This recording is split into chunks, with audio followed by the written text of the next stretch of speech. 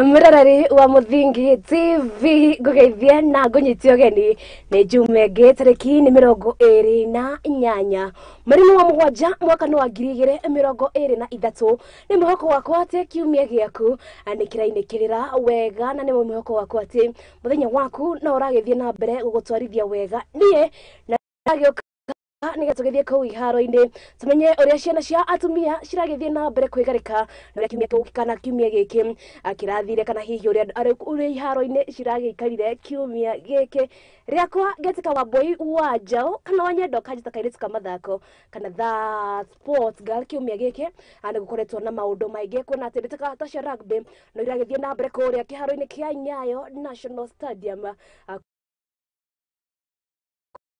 ukureke mathira uhotani wa mbere maikoragwo magithaka na timu ya Hong Kong China anayo kana hihi betika asia rugby kana betika asia cricket ni magithiete na mbere kwihariria betika cia handball cokererie muthenya wa umuthi kuria kiharo-ini kia Nyayo na kuria timu ya NCPB mauikorwo makigeria kao mau no mamwe wa maria angikoretwo agikuhariria ningi muthenya wa ira mundu gwetwo Ababu na Mwamba neraikorirwo agituga athaki a betika ciothe guku bururi-ini kuria ni mwena wa Safari Park Hotel kuria raikorirwo akiuga ati aria mahikoragwo makirirũkia bendera ya Kenya miaka-ini ya ngiri ĩmwe kana miaka-ini ya hau gatene maikorirwo matire makirorwo wega ni thirikari na aria raikorirwo kiranira ni magukorwo makirora uhoro wegie kana ni magukorwo makirora uhoro wegie athaki a guku bururi-ini aninge ningikorwo gikwira uria FIFA makiri guku bururi-ini gukorwo magika ningi ndeto ya kihani ati timu ya Gor Mahia ati gukorwo magithie na mbere garagara-ini yao ya CAF kana garagara-ini ciao cia CAF kuona ati bururi wa Kenya nitote hariirie gukorwo makikana hihi gukorwo magithakithia betika oro ciothe kuona ati iharo citu itire iragikorwo igikinyeniria ikiro iria ciagirire gukorwo ikikana hihi ikiro iria ciagirire gukorwo igikorwo ikiciho betika-ini ta ici gukorwo igithakirwo mau no mamwe wa maria ngikuhaririirie na tuthie na mbere kana hihi tukiaraniria kau mwena wa Facebook ni Muthingi TV naguo mwena wakwa ni Wambui Njau okorwo kinjira hihi we urerora we mwena uriku na ikereka-ini ria kereria kana hihi ria tabarĩra ĩno ya metameta cia mathako umuthi tugikorwo tugika maundu kana tugikorwo tugika maundu turia kimoni no na ruga ya kimoni makoragwo makirwo we are doing things differently kuona ati tukorwo na mashabiki betika cia EPL kana cia betika cia kuria mwena wa Ngeretha alicio English Premier League kuria tugikorwo na mashabiki kana shabiki wa timu ya Manchester United shabiki wa timu ya Chelsea na shabiki wa timu ya Arsenal na tukehoka ati utigikorwo gukirurumuka maundu averedaya tabeturike iharo-ini ngomenyithie maria agikoretwo agikuhariria na tukiambiriria atwambiririe na kuria mwena wa Safari Park kuria garagana kana hihi kana minister wa mathako Ababu na Mwamba na ikorirwo agituga athaki betika ciothe guku bururi-ini hamwe na irabu iria igikite wega iria ikorirwo igika wega kimera-ini gia 2022-2023 ni gucoreire mbica ioria maundu maraikorirwo magikunuka igongona-ini riu na mwerekeri wakwa aikorwo ikunengereria riboti iyo 10 months ago to date on the 28th day of October 2022, I walked into the office of Cabinet Secretary for Youth Affairs, the Arts and Sports. And as I took over this ministry, exactly 10 months ago to the day, igongona-ini rirabangitwo ni minister wa mathako guku bururi-ini Ababu na Mwamba ri njira ya gukungwira aria manarirukia na aria marathie na mbere kunyitirira bururi uyu betika-ini ngurani hamwe na athaki a ngerekano na aini aikariri iti ngurani ona ni marekinyiti ata njira ya kuonania unyitaniri wao wa ministry ya mathako Telegat uria niwe muikariri giti wa kiama kia anyuki kuma guku bururi-ini kia NOK augite athaki no nginya makorwo na muoroto wa kiria mararwira hari ameriire kumanyitirira ni guguthie na mbere kwandikithia maumirira mega. We have been carrying out a very deliberate effort to ensure that our athletes are placed at the center of all we do within the Olympic movement.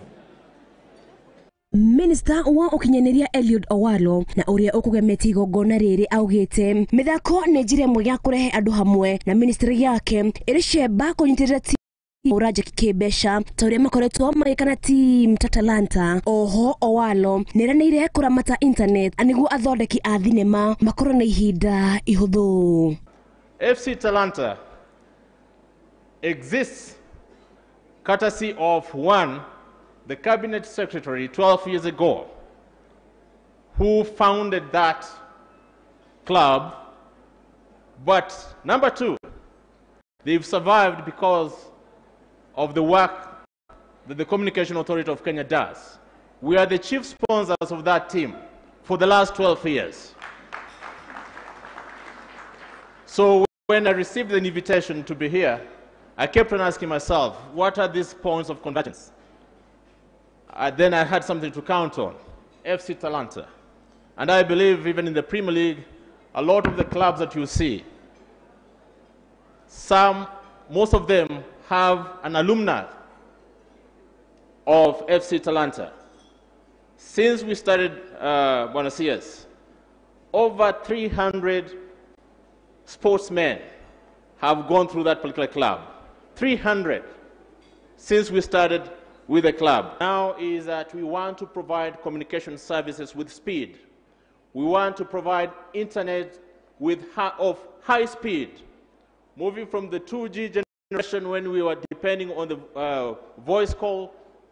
Now we are in the space of 5G, bringing you unprecedented speeds to the extent that now we enjoy the beauty of virtual realities, holograms, which, as I speak, is a great opportunity for this community.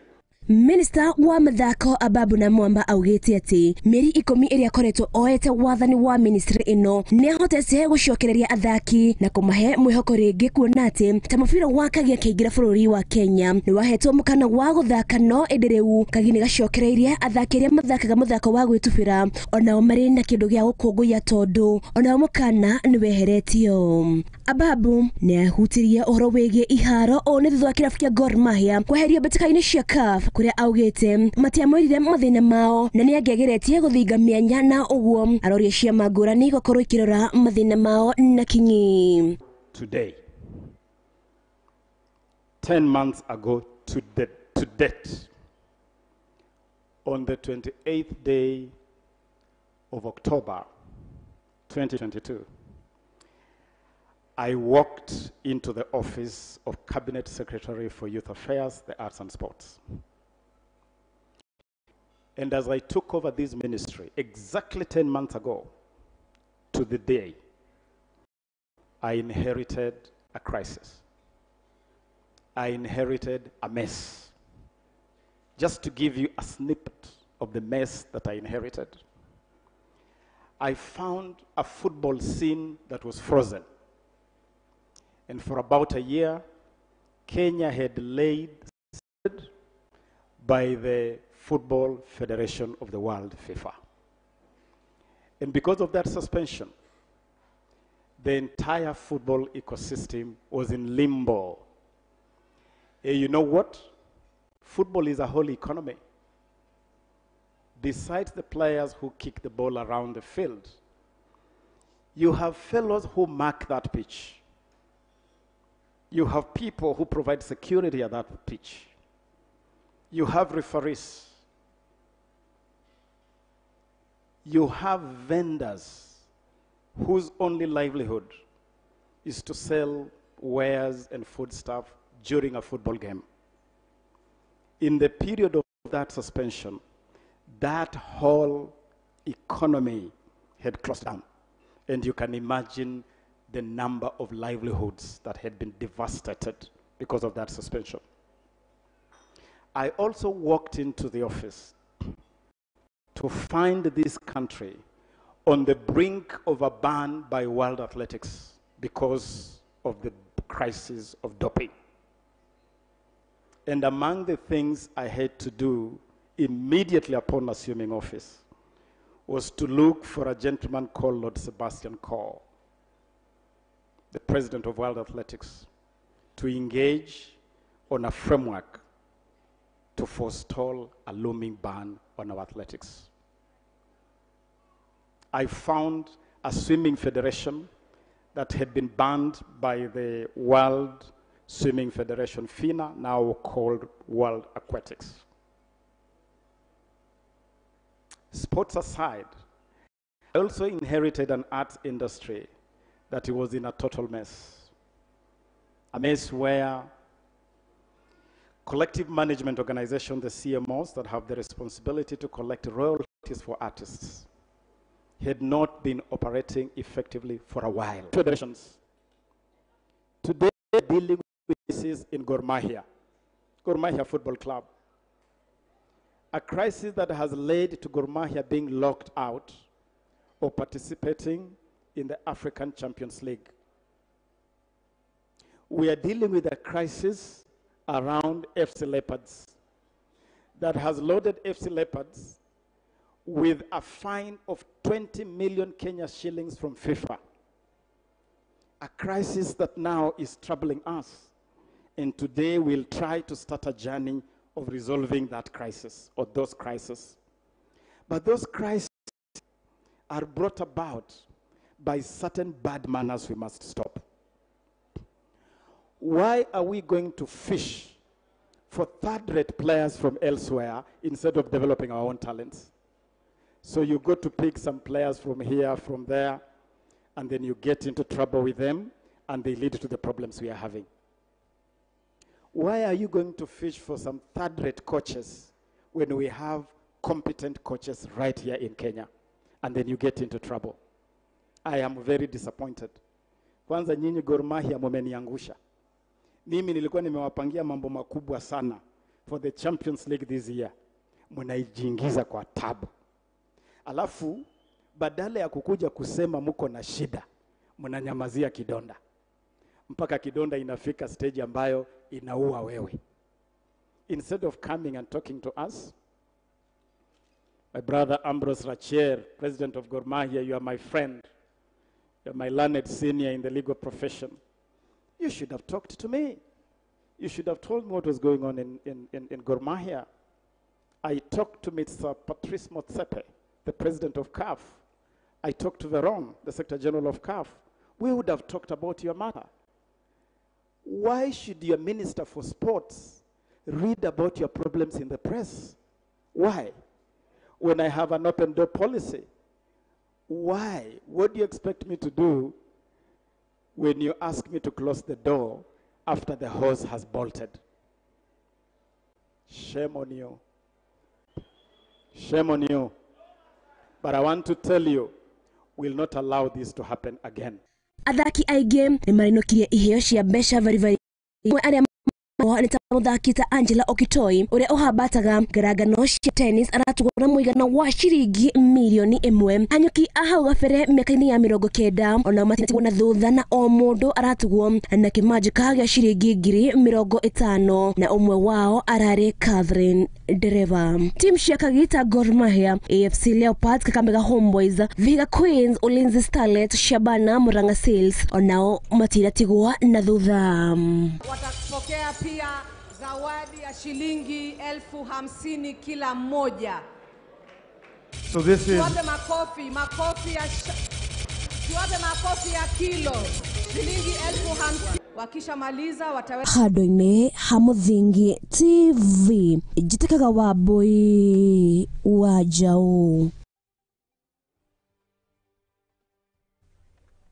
Nogo niguo tugani wa kindu gigwitwo Talanta Hela uragithire na mbere hwai wa ira kuu ni mukawa-ini wa Safari Park County-ini ya Nairobi na ndakidoria mundu gwitwo Ababu na Mwamba araikorirwo akiuga oro wegie guthie kugira manyabara nja wa bururi ende tukiri na manyabara guku bururi-ini na araikorwo akiuga ati mirango yake ni mihingure kuri athaki othe kana hihi kuri irabu ciothe iria ciraikorwo ikigerera mathina mamwe ta maria Gor Mahia maraikorirwo makigerera na riu atugithie na mbere aturuge ngina kuria kiharo-ini kia Nyayo National Stadium kuria ngaragano cia handball ni ikorirwo igicokereria na kuria kwa ihinda riri ngaragano icio kana ngaragano ici iria ikoragwo ihaririirio ni kiama gia Kenya Handball Federation ikiri kana hihi iraikorwo igithie na mbere koko na kiharo-ini kia Nyayo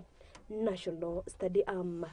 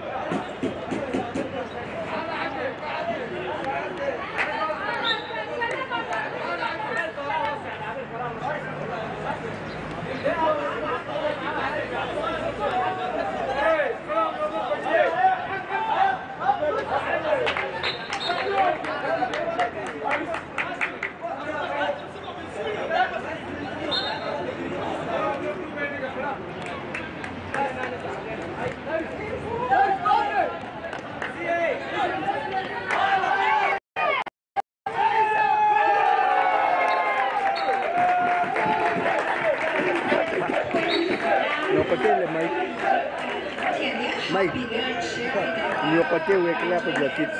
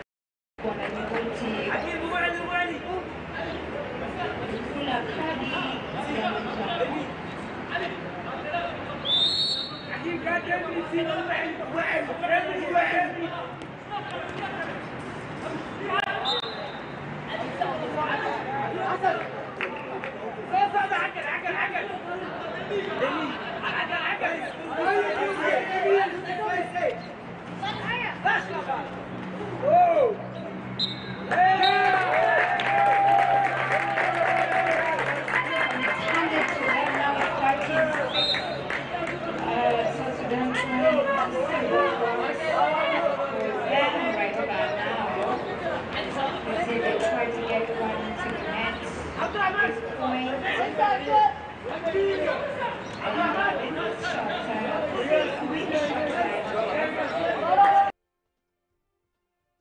Tore obiteka ineshi cia handball garagano ya Wakanda magitongana na timu ya NYS ni ikorirwo ikihingura kiharo kana hihi niyo ikorirwo ibiteka ya mbere gukorwo igithakwo Black Mamba na makoragwo magicemania na timu ya Inspired Waterbacks matongane na Hunters Wakanda macokana na timu ya GSU.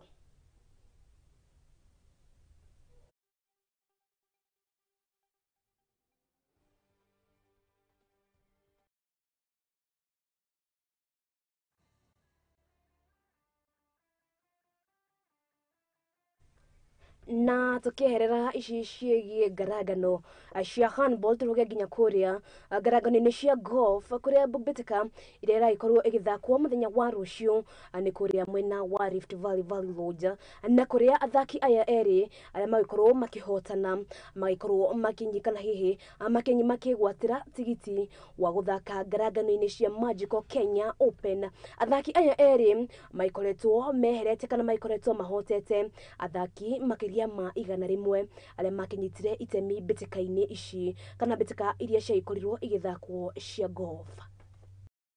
Off with 69 players, and after 2 rounds of golf today we're going to have a cut and draw down to 32 players. The top 32 players will then continue to play the match play competition. So tomorrow we'll have knockouts until we have the winner on Sunday. The winner of the Kenya Amateur Match Play Championship this year will play in the Magical Kenya Open next year. Tũrĩ mbĩtĩka-inĩ ici cia golf tũingĩre mbĩtĩka cia DTB kana cia mbĩtĩka cia bengi ya DTB iria igathakĩrwo mwena wa Naikuru ikereka rĩa gatatũ harĩa mbĩtĩka ici cionete makĩria ma athaki magana merĩ makinyita itemi ngaragano-inĩ icio kuria cirehete athaki kuma mĩena ya Njoro, Kericho, Nandi, Nairobi, Kisumu na Gĩthii kũrĩ kereka rĩa kerĩ arĩa athakĩrwo mwena wa Kitale.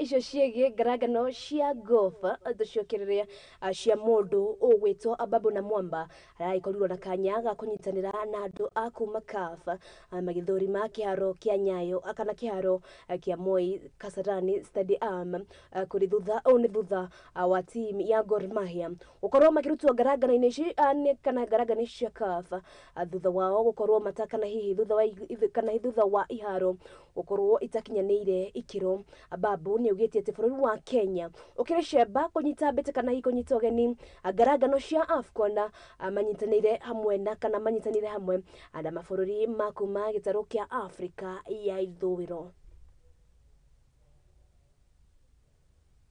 Because Kenya's international level facilities within the nation. Among the things that define Kenya more than anything else is sports.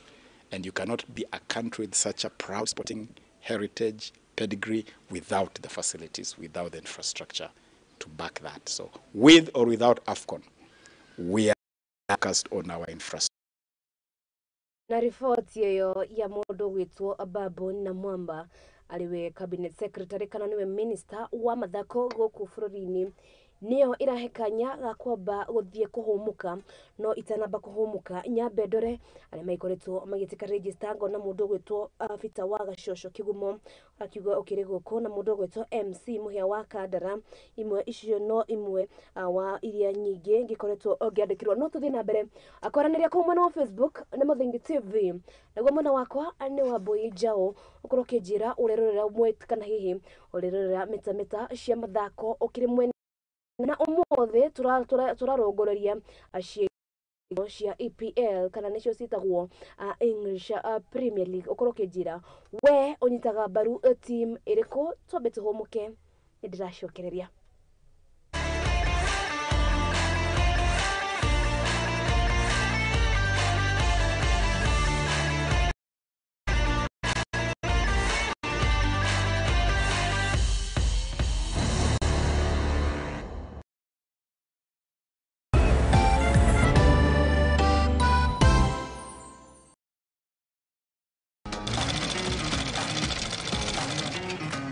Nako kaguru karime gatihana kari muhu nake mumagari niyo nagira Tutaga wira wa kwendia hema migeka na ngonia kini wira ura ndiraga na guko ni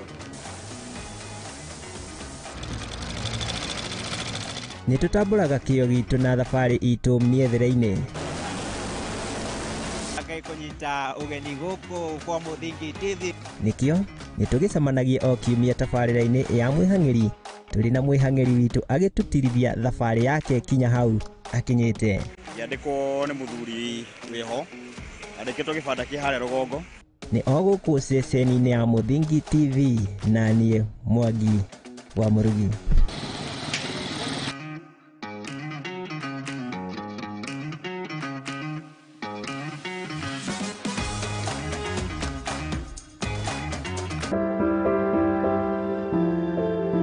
Muturire-ini uyu ni gutongana na andu mithemba yothe, anini, akuru, akeni na amwe maihoretwo ni ihoru. No haria yothe gutire utari karugano gake ka gikeno, kieha kana matina mundu anakiruka. Ta mwana ni ndatwikire so embarrassed na hau ni ndakorirwe no tho mwingi muno towards my mom. Ndakimenya ngoma nake tikihi. Ndakimenya nake ngoma tikihi. Nikio nie Njeri wa Mwangi tukite na tabarira ya rugano rwaku kagia na kamweke ga gutwira maria wanagerera na githomo kiria wathomire kuri macio mothe ni o Juma thaa 2 cia hwaini guku kwa Muthingi TV kihumo gia gutherema.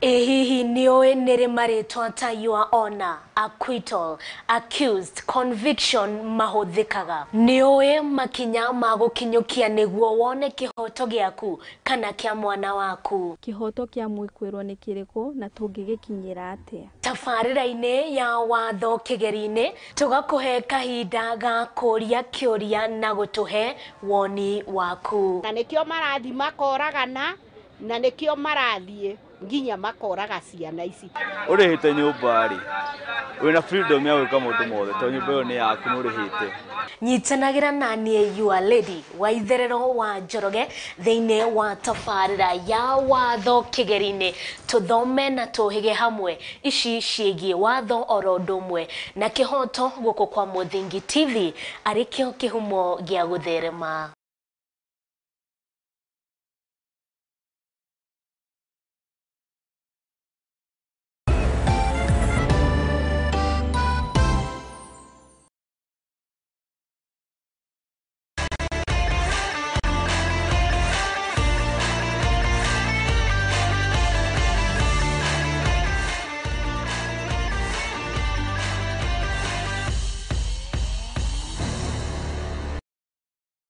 Na nitwacokereria guku ni kwa Muthingi TV. Ino ni metameta ya Mathako turathie na mbere kurora uhoro wegie athaki uria maragikire kiumia kiu guku iharo-ini ana kuria tuthie na mbere kwaranira kumwe na Facebook ana Muthingi TV ndago mwena wakwa ndi Wambui Njau okorwo kinjira we hihi ukoragwo ugisupport kana hiyo ukoragwo kinyita baru kirafu kiriku kuria mwena wa Ngeretha na riu tugicoka iharo-ini tuthie nginya kuria mwena wa county ya Kajiado kuria imwana cia mwena wa Kitengela ikoretwo kana hihi thutha wa bũrũri kũgũmĩrwo nĩ kĩng'ũki gĩa COVID-19 maikorwo makiuga matigũikara oro ũguo na makĩambia gũthaka mũthako ũthakagwo kũrĩa bũrũri-inĩ wa India wĩtagwo kuku no kwa ihinda rĩrĩ imwana icio nĩ cirateta kuona atĩ matirĩ na indo cia gũthaka na matirĩ na indo njiganu cia gũthaka mbĩtĩka ici Ona ningĩ matikĩrĩ na manyabara akũmonia njĩra ya kũthaka wega makĩria.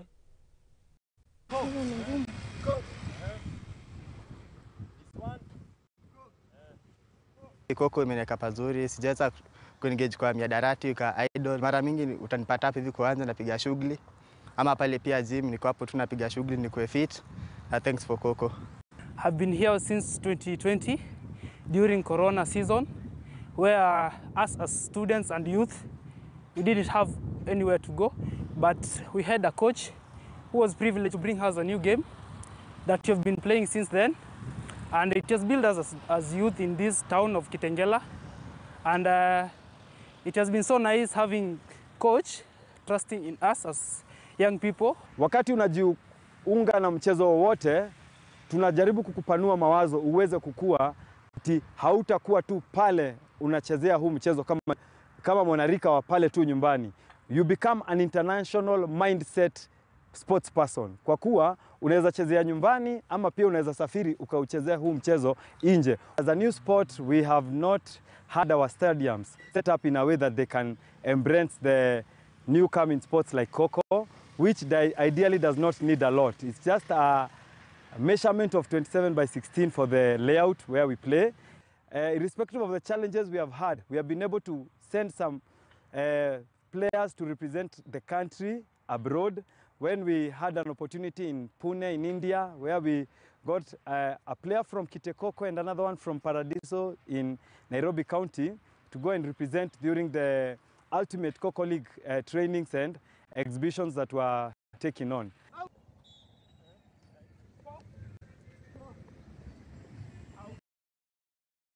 Na tukiherera icio ciĩgiĩ muthako wa kuku tuthie nginya kuria kwe mundu gwitwo Angela Okutoi ario ngothi ya bitika cia tennis guku bururi-ini kuri mundu gwitwo Angela Okutoi njata yake no irathie na mbere gucangarara kuona akikuria bururi-ini wa Tunisia kuria araikorwo agithaka ngaragano ciretwo ITF na kwa ihinda riri Okutoi akiri ikereka-ini kana hihi ni araikihotire kuingira ikereka-ini ria finals na hoi wa ira onake no araikorirwo agitugwo Ebu na Mwamba na kimajika ya shiringi milioni 1.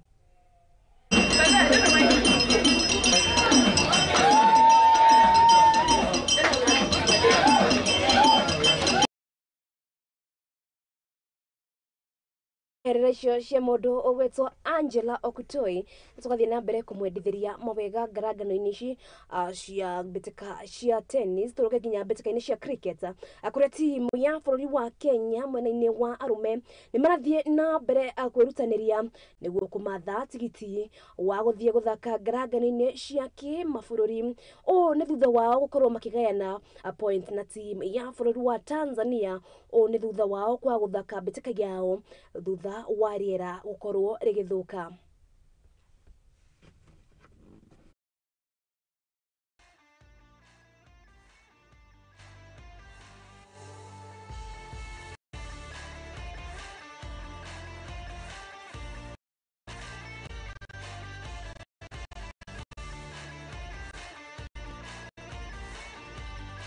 Aisho ajiye cricket tucokerere bitika cia mubira wa ikabu kaniguo witagwo basketball ni gaikorwo gicokereria mweri ukite kuma tariki 25 no tariki 8 manyabara ni magaikorwo magicemania nigetha gukorwo magibanga uria bitika ici cigaikorwo igithaka nigetha niguo gukorwo magikuruhania marefari o hamwe na mashabiki.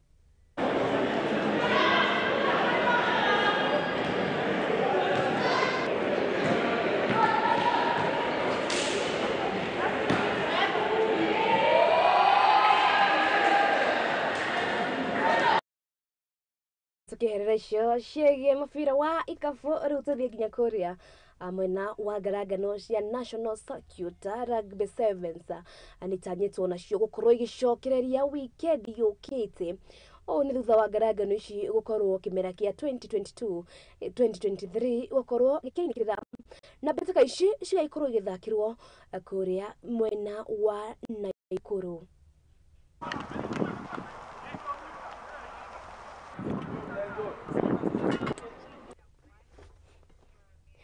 na ningĩ tũgĩo mbĩtĩka-inĩ ici cia mũbira wa gonya kana nĩguo wĩtagwo rugby, team ya bũrũri wa Kenya kana nyota chipu makĩrĩ kĩmathĩra ũhotani wao wa mbere wa gũkorwo makana hihi makĩhota team ya bũrũri wa Hong Kong China. Team ya chipu kana kwa ihinda rĩrĩ makĩrũgamĩire mũico gĩkundi-inĩ kĩao.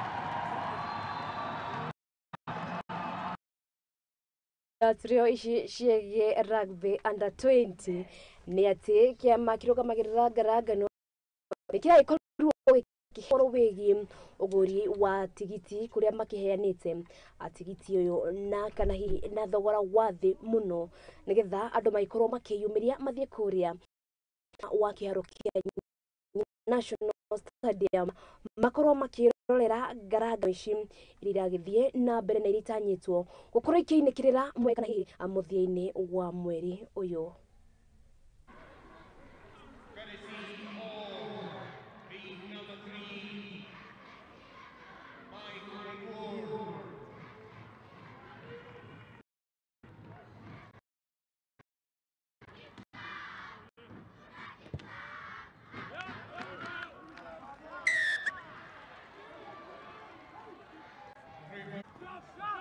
Push back.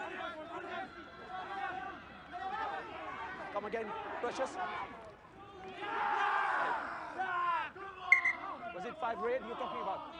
So I'm happy to award this try. No. Leave it. Leave him. It was number 5 who collapsed it. Okay, number 5. 5. Number 5. Number 5. Just get them all up. You can't collapse it that way. Okay?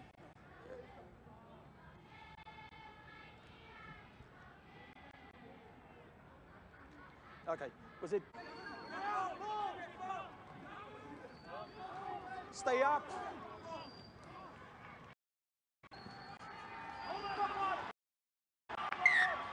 Held up.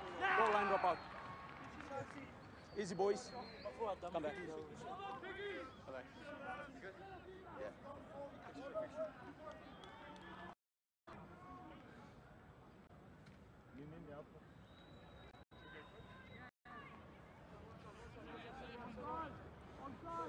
Behind the kick. Behind the kicker. Both sides.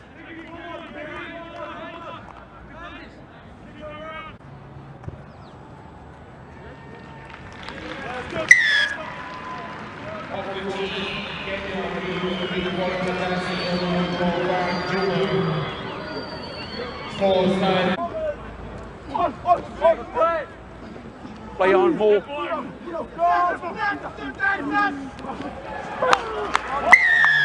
Try.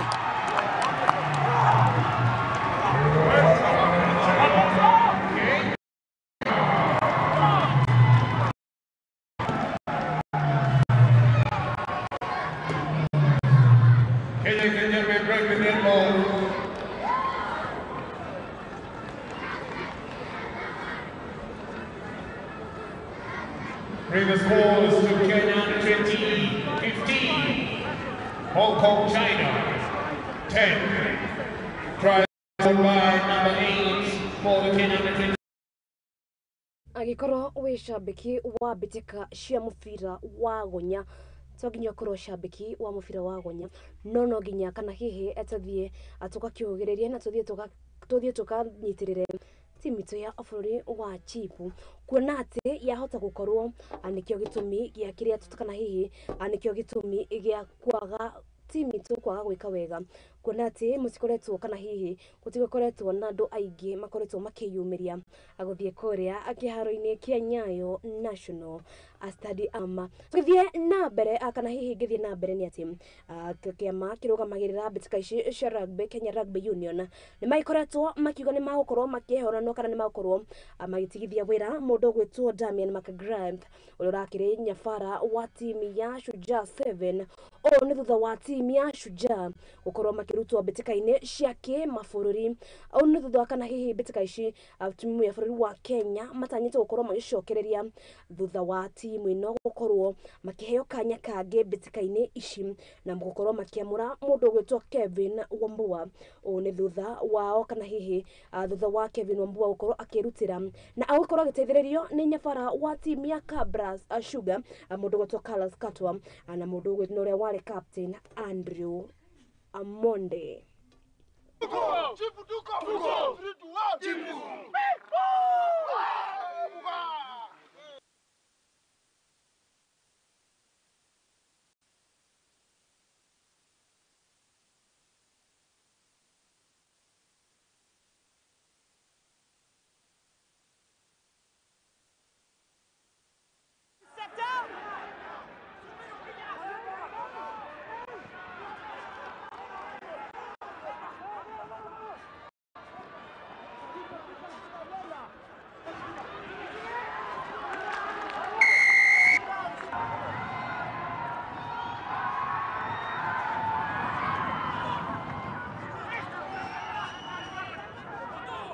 Hands. Short. Go line.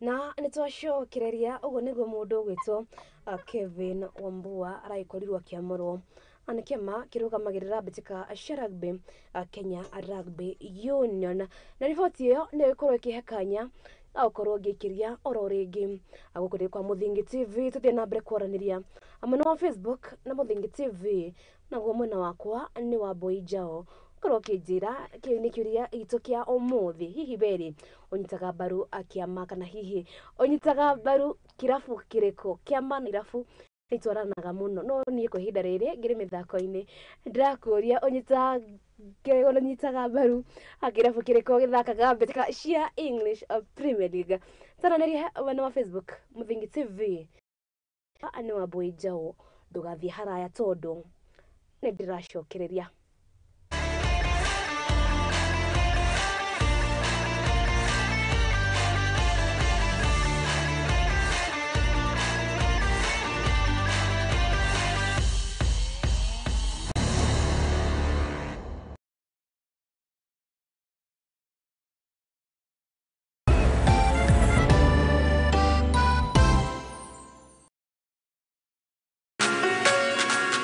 Twi barabara-ini tugitwikania ngongo na ngongo gutigirira we mwiroreri witu wa tabarira ya ikumbi ya umatho ni twakurehera utaukiru thiini wa biacara ino ni tabarira ya ikumbi ya umatho iria turi kurehagira muthenya wa gatatu kwambiriria thaa 2 kinyagia thaa 3 cia utuku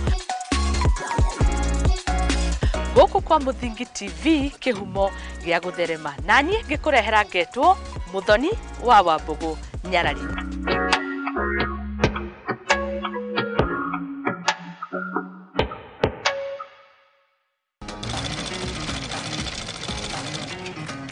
Nako kaguru karime gatihana kari muhu nake mumagari niyo nagira tutaga wira wa kwendia hema migeka na ngonia kino wira ura ndiraga na guko ni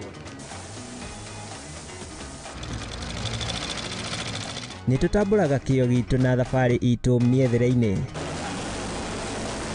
Kũnyita ũgeni gũkũ kwa Mũthingi TV. Nĩkĩo nĩ tũgĩcemanagia o kiumia tabarĩra-inĩ ya mwĩhang'ĩri tũrĩ na mwĩhang'ĩri witũ agĩtũtirithia thabarĩ yake kinya hau akinyĩte. Yandĩkwo nĩ mũthuri wĩho andĩkĩtwo gĩbanda kĩ harĩa rũgongo. Nĩ o gũkũ ceceni-inĩ ya Mũthingi TV na niĩ Mwangi wa Mũrugi.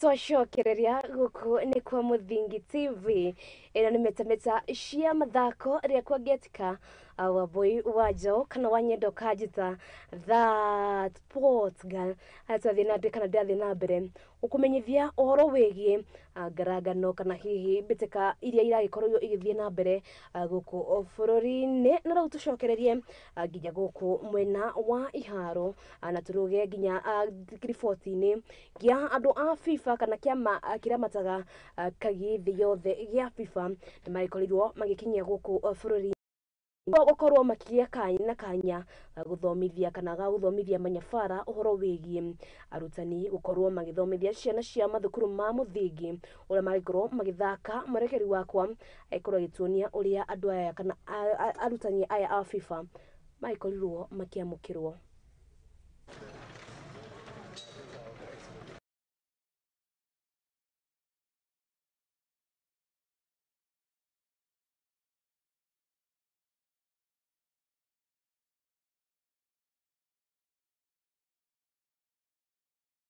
Na tũrĩo andũ ai kana tũrĩo au manyabara-inĩ kana arutani aya kũrĩa kĩama-inĩ gĩa FIFA nĩ maragĩthire nginya kũrĩa mwena wa Kakamega kũrĩa marakĩgĩire gĩikaro na hakuhĩ na manyabara matanyihĩire 50 harĩa muoroto wao mũnene nĩ gũkorwo magĩthomithia ciana cia mathukuru nĩguo igĩthiĩ na mbere gũkũra ikorwo na muoroto kana hihi ikorwo na gĩthomo gĩtĩka gũkũ bũrũri-inĩ ona nja wa bũrũri. We have 50 coaches, men and women, 40% of women, 50 coaches from the 47 counties in Kenya participating in the capacity building course. This is a problem solver to part of the challenges that we face with the youth badge, where children are idle and they are able to use their energies on the negative. So you will not find the children in the streets, but you will find them playing soccer. And this is part of our curriculum, because in the competence-based curriculum, we have a pathway on talent alongside STEM and the social sciences. We will be able to occupy our children, and they will be able to pick the sports pathway upon reaching grade 10. We have targeted the right age, that is from 9 to 15 years. And in short, again, I can say it will help behavior-wise. They are going to improve their morals, and they won't get much time to do things which are not compatible with the tũgĩthiĩ na mbere nĩ atĩ meharĩria magũkorwo makĩingĩra ngarangano-inĩ cia Kenya Premier League. Ici nĩ timu iria igĩrĩ iria ikorwo ikĩambatĩrio ngathĩ kuma ngarangano-inĩ cia National Super League, arĩo Murang'a Seal na timu ya Shabana nĩ mambĩtie kwĩharĩrĩria, kũrĩa timu ya Shabana nĩ ĩrĩirwo atĩ kĩharo kĩa Gusii nĩ gĩgũkorwo gĩgĩakwo nĩ ũũ nĩ thutha wao gũkorwo makĩrwo mbĩtĩka yao ya mbere matigĩkorwo makĩhota gũthakĩra kĩharo-inĩ kĩu, kuona atĩ nĩ gĩthũkangu, kũrĩa gavana wa kaunti ĩyo akoretwo akiuga nĩ akwĩrutanĩria nĩgetha timu ya Shabana maikorwo na ũritũ ũrĩa wagĩrĩire wa gũthaka mbĩtĩka cia Kenya Premier League.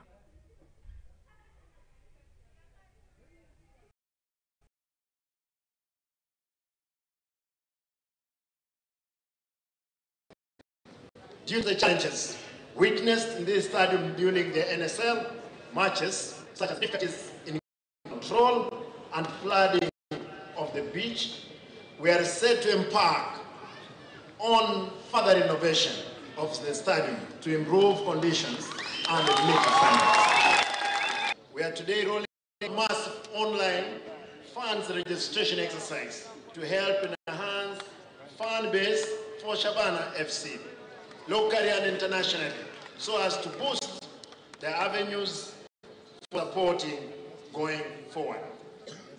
As the earlier promised, the sponsor had sourced before Savannah is ready to sign for sponsorship of 20 million Kenya shillings.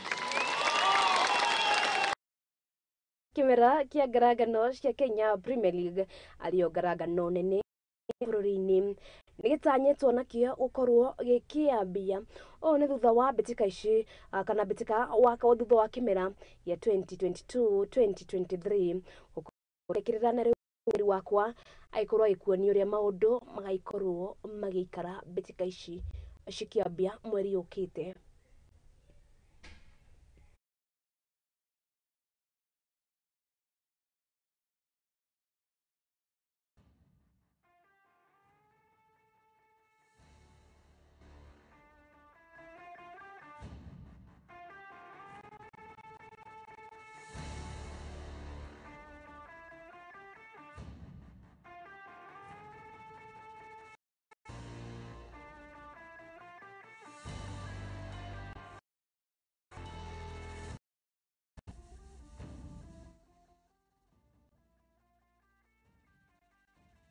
Watani abetika cia Mozart Bet Cup ga Homeboys ni matanyĩtwo kũnyitanĩra na kĩrabu kĩa Al Hilal kĩrĩa kiumĩte bũrũri-inĩ wa Libya o nĩ gũcaria mũhotani wa gĩtarũ kĩa Africa na mbĩtĩka ici igaithakwo kuma kana igaithakwo mweri-inĩ wa kenda kuma tarĩki 15.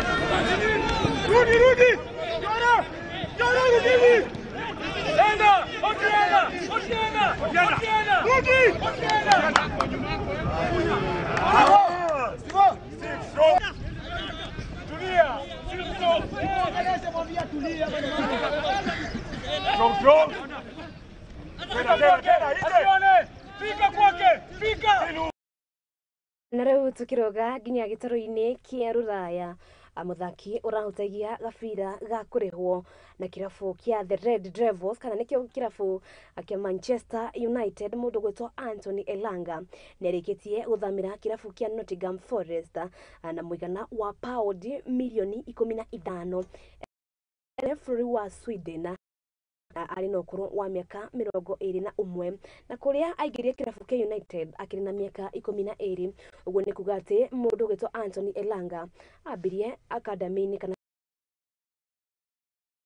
wa kĩrabu kĩa Manchester United.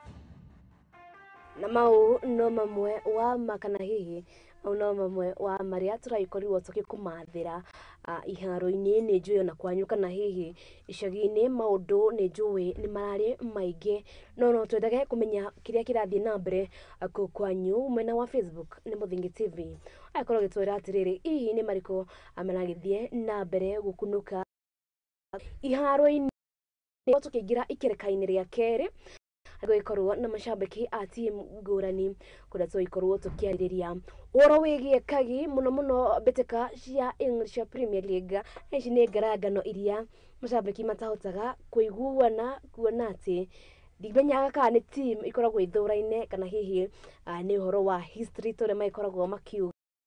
Ningĩ no tũikorwo tũgĩtuithania kana hihi debate ya mũndũ gwĩtwo who is the goat.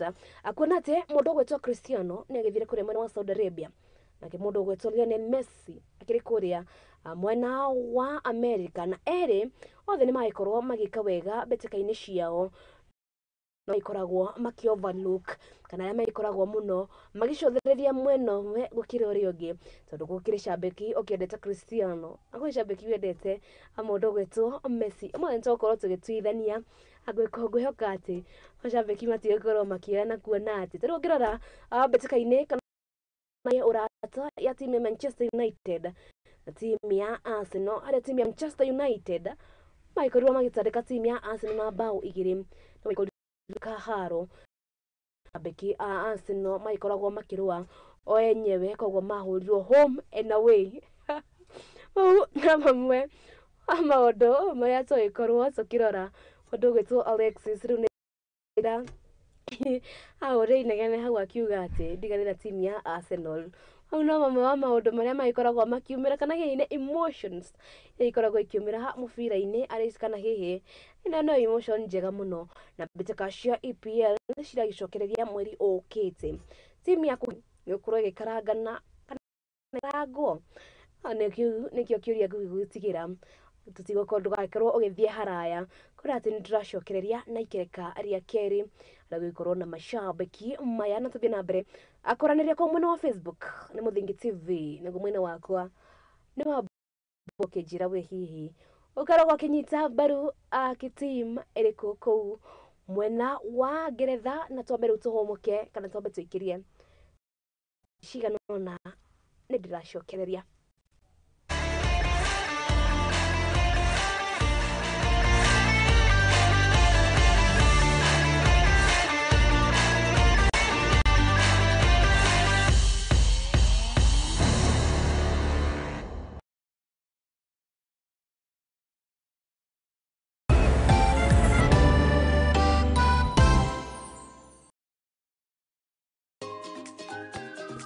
Mathako marefeta nyĩmbo cia ũndũire tũcunjĩ twa Bibilia akĩendagwo nĩ Ngai ona andũ.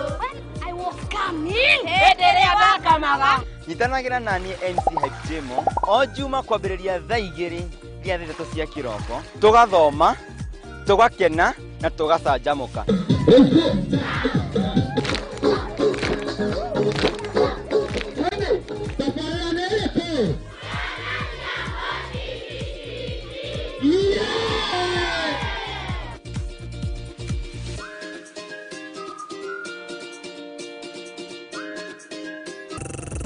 Right. Asante sana maridadi. Dono dande ka sort dikha. Ala, na this time rounda mambo yameweza kuchamuka hapa ndani ya Muthegi TV. Mwanzo this time rounda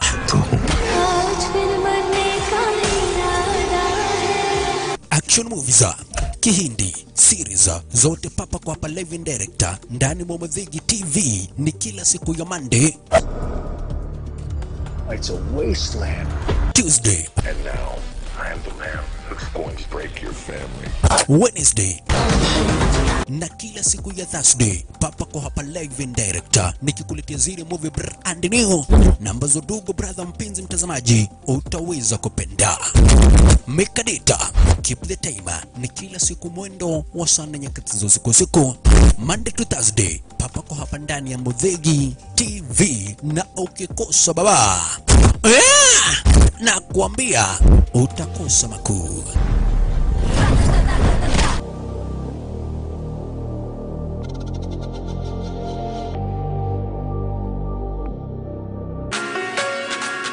Twe farafara-inĩ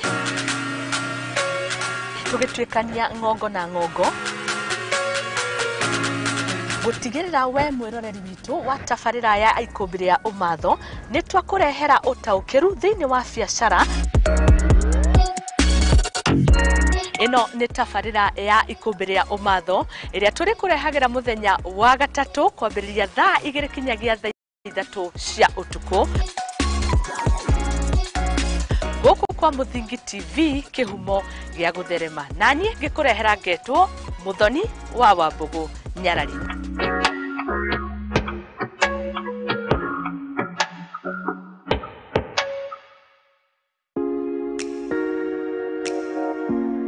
Ngefiti ne muremi muramati.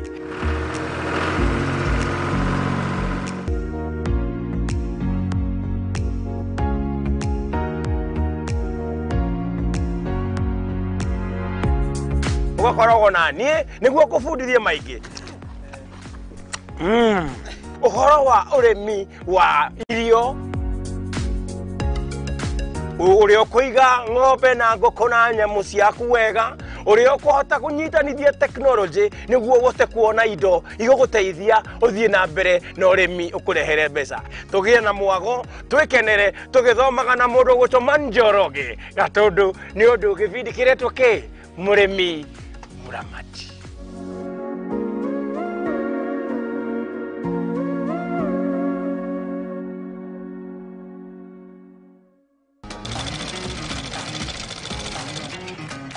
Nako kagũrũ karĩime gatihana karĩ mũhu nake mumagari nĩeyonagira. Ndutaga wĩra wa kwendia hema, mĩgeka na ngũnia.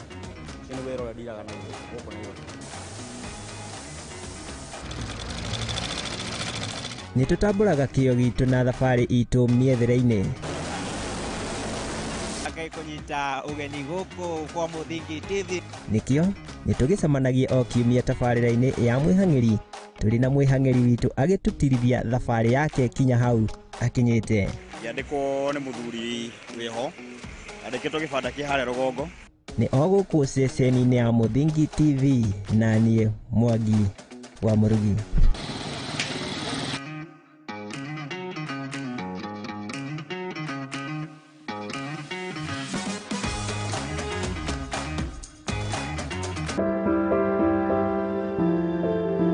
Mũtũrĩre-inĩ ũyũ nĩ ũgũtũngana na andũ mĩthemba yothe, anini, akũrũ, akeni na amwe maihoretwo nĩ ihoru.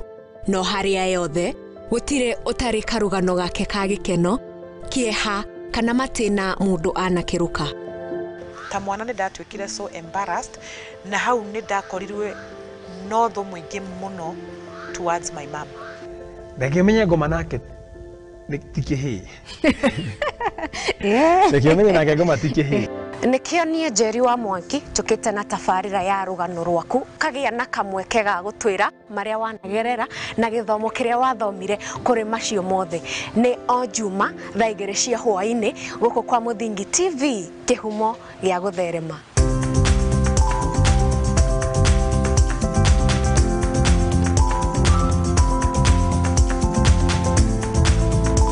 Hihi nĩoĩ nĩrĩ marĩtwa ta your honor, acquittal, accused, conviction mahũthĩkaga? Nĩoĩ makinya ma gũkinyũkia nĩguo wone kĩhoto gĩaku kana kĩa mwana waku? Kĩhoto kĩa mwĩkwĩrwo nĩ kĩrĩkũ na tũngĩgĩkinyĩra atĩa? Tabarĩra-inĩ ya watho kĩgeri-inĩ tũgakũhe kahinda ga kũria kĩũria na gũtũhe woni waku. Na nĩkĩo marathi makoragana na nĩkĩo marathiĩ nginya makoraga ciana ici. Ũrĩhĩte nyũmba rĩ, wĩna freedom ya gwĩka maũndũ mothe tondũ nyũmba ĩyo nĩ yaku nĩ ũrĩhĩte.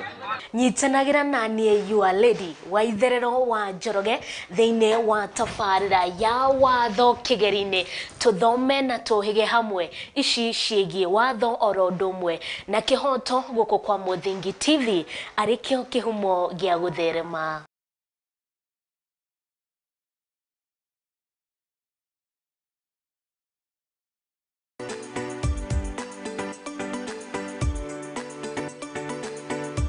to kuhagira riko na kuihura ni ibataranagia kugĩa na rangi na mũnungo mwega nĩguo ikagucĩrĩria mũcirĩi.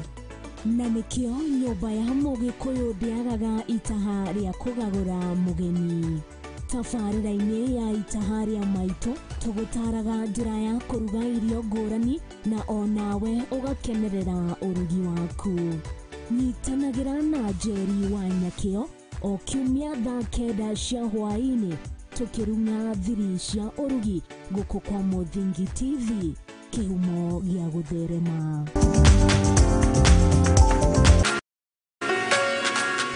Twĩ barabara-inĩ tũgĩtuĩkania ng'ongo na ng'ongo gũtigĩrĩra we mwĩroreri witũ wa tabarĩra ya ikũmbĩ rĩa ũmatho nĩ twakũrehera ũtaũkĩru thĩinĩ wa biacara. Ĩno nĩ tabarĩra ya ikũmbĩ rĩa ũmatho ĩrĩa tũrĩ kũrehagĩra mũthenya wa gatatũ kwambĩrĩria thaa 2 kinyagia thaa 3 cia ũtukũ gũkũ kwa Mũthingi TV, kĩhumo gĩa gũtherema. Naniĩ ngĩkũrehera ngetwo Mũthoni wa Wambũgũ Nyarari.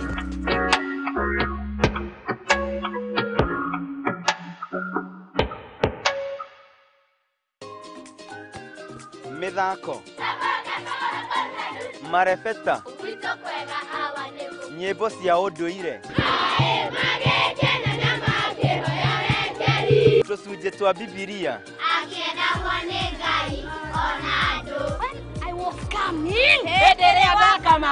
nyitanagĩra naniĩ MC Hype Jemo o Juma kwambĩrĩria thaa 2 nginya thaa 3 cia kĩroko, tũgathoma, tũgakena na tũgacanjamũka.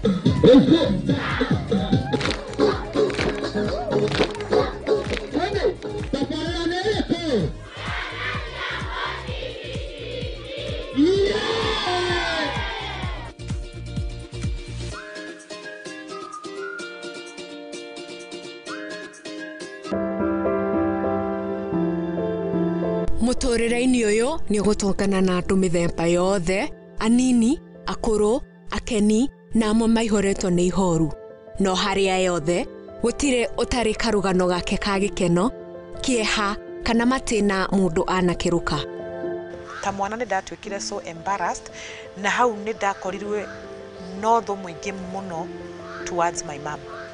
Ndakĩmenye ngoma nake tikĩhĩ. Ndakĩmenye nake ngoma tikĩhĩ. Nĩkĩo niĩ Njeri wa Mwangi tũkĩte na tabarĩra ya rũgano rwaku, kagĩa na kamweke ga gũtwĩra marĩa wanagerera na gĩthomo kĩrĩa wathomire kũrĩ macio mothe. Nĩ o Juma thaa 2 cia hwaĩ-inĩ gũkũ kwa Mũthingi TV, kĩhumo gĩa gũtherema.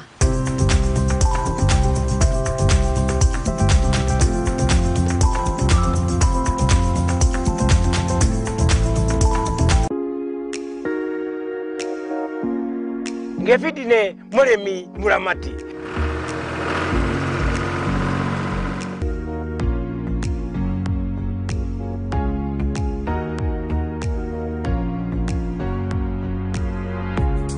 Ũgakoragwo na niĩ nĩguo kũbundithie maingĩ.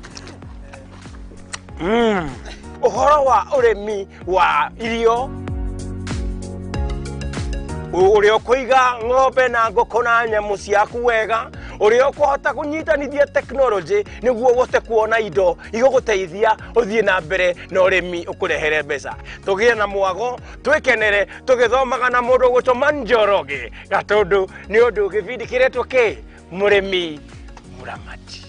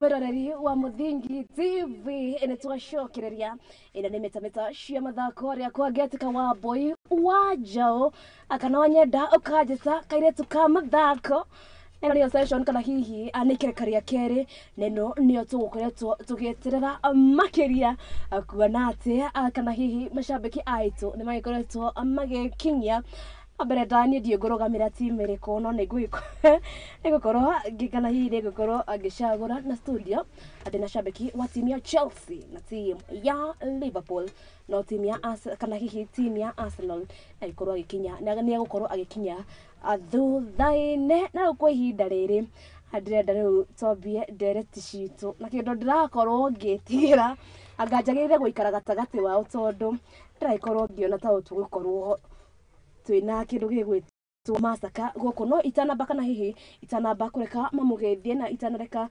twambie nĩ nyambe ndore ndomereri cianyu kĩrĩa mũkana hihi mũkĩnjĩra timu iria mũraikorwo mũkĩnyita mbaru mũndũ gwĩtwoka mũgwacege we London Boys tuned ĩyo nĩ timu ya Chelsea mũndũ gwĩtwo Kariuki wa Ndwati araikorwo akiuga sasa mimi na Raila tuna support Arsenal. Arsenal tumetaga andũ magwĩtwo pace setters nĩ maikoragwo makiambĩrĩria kũhotana ligi ona thaa ici ũngĩrora kana hihi ũngĩrora table of standing nĩyo magĩtongoretie tondũ timu yao kĩambĩtie na A mambia gũthaka magagĩtongoria no gwagĩtua gũthiĩ kana hihi agĩtua gũthiĩ kũrĩkĩrĩria ligi maikorwo no pace setters makareke timu cingĩ ikahĩtũka nake mũndũ ũgwĩtwo Mũrugi Job na nĩ ikorwo ngĩkuona na ũraikorwo kiuga wĩ wa team ya Manchester United the Red Devils na Mwangi Paris ona nĩ ikorwo ngĩkuona ikorwo kiuga show nĩ raikorwo ĩgwaka na kwa ihinda rĩrĩ without further ado cenjie rũthiomi kwona atĩ shabiki wa team ya Liverpool raikorwo kĩigua akĩigua gĩkũyũ ũguo mũthĩ Ngai ũmũthĩ nĩ ngoragwo mũno nyendete gũkorwo ngĩikarania na macambĩki na rĩu kwa ihinda rĩrĩ njĩtĩkĩria ngorwo ngĩcenjia rũthiomi na kwa act wewe yani the blending nimechange to once tukue tukiongea Kiswahili kwa sababu ya shabiki wa timu ya Liverpool you'll never walk alone na timu ya Chelsea. So kwa hii kamera nataka usalimie mtazamaji. Such a nice thing to do Kiswahili. Oh, okay. Kwa mtazamaji wa Mudingi TV, kwa hana there. Sijui kama ni correct. With you. Not right torume. Okay. Mimi ni Edgar Wabwire na tupo ya sporti shabiki Liverpool, FC Leopards na Shabana. Humu nchini Leopards kule majuu timu ni Jamo, nazungumzia timu ya Liverpool. Okay, kama let's go. Ate dali yako githweri. Githweri ndogacine. Mimi naitwa kama Uchege. Wewe. Ya mwana hapa nchini. Murang'a Seals. Tukina pale majuu. London Boys, Chelsea. So nikiretu kurate. Nani amefanya intro kwanza yangu? Mimi support the Black Boys. I don't know who I'm supporting but I'm here. But anyway, tuna support. Umesikia Shabana Murang'a Seals. So unajua ni kama kata. Anyway, nataka kurecap last season. Tukianza na Liverpool. What happened? You guys were doing so well. Then last season mmefanywa ile kitu. Kwanza I'm talking people who have struggled last season. Namba 5 si mbaya ukizingatia kwamba angalia jadwali lilivyokuwa. Arsenal, ningekuwa shabiki wa Arsenal ndio ningekuwa kwa sababu ngoja kwanza Arsenal waliongoza ligi kwa zaidi ya miezi 9 alafu baadaye Manchester City wakanyakua taji. Arsenal wakamaliza nafasi ya pili, Manchester United, alafu Newcastle, alafu sisi Liverpool. Tuliteleza kidogo lakini tutakuwa tunawakilisha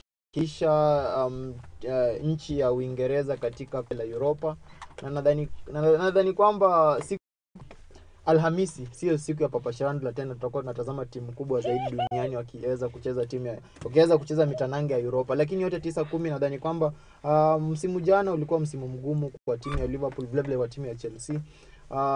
kuna mechi ambazo walipoteza ambazo hawakufaa kupoteza, na nadhani kwamba msimu huu na masajili ambayo wamefanya, naona kwamba wamemleta McAllister kutoka pale Brighton. Nadhani kwamba atakuwa nguzo muhimu katika ile timu kuhakikisha kwamba msimu huu angalau tunaweza kutua taji lile, kwa sababu nikiangalia sajili ambazo timu zingine zimefanya na sajili ambao Liverpool wamefanya, nadhani kwamba Liverpool itakuwa timu ya kuna msimu ambao unaanza. Welcome to Europa. So Chelsea, what Chelsea, you're not even in Europa. Yani amko nyamani, amko kwa kihede. Okay, Boni naitwa aje? Mfupa.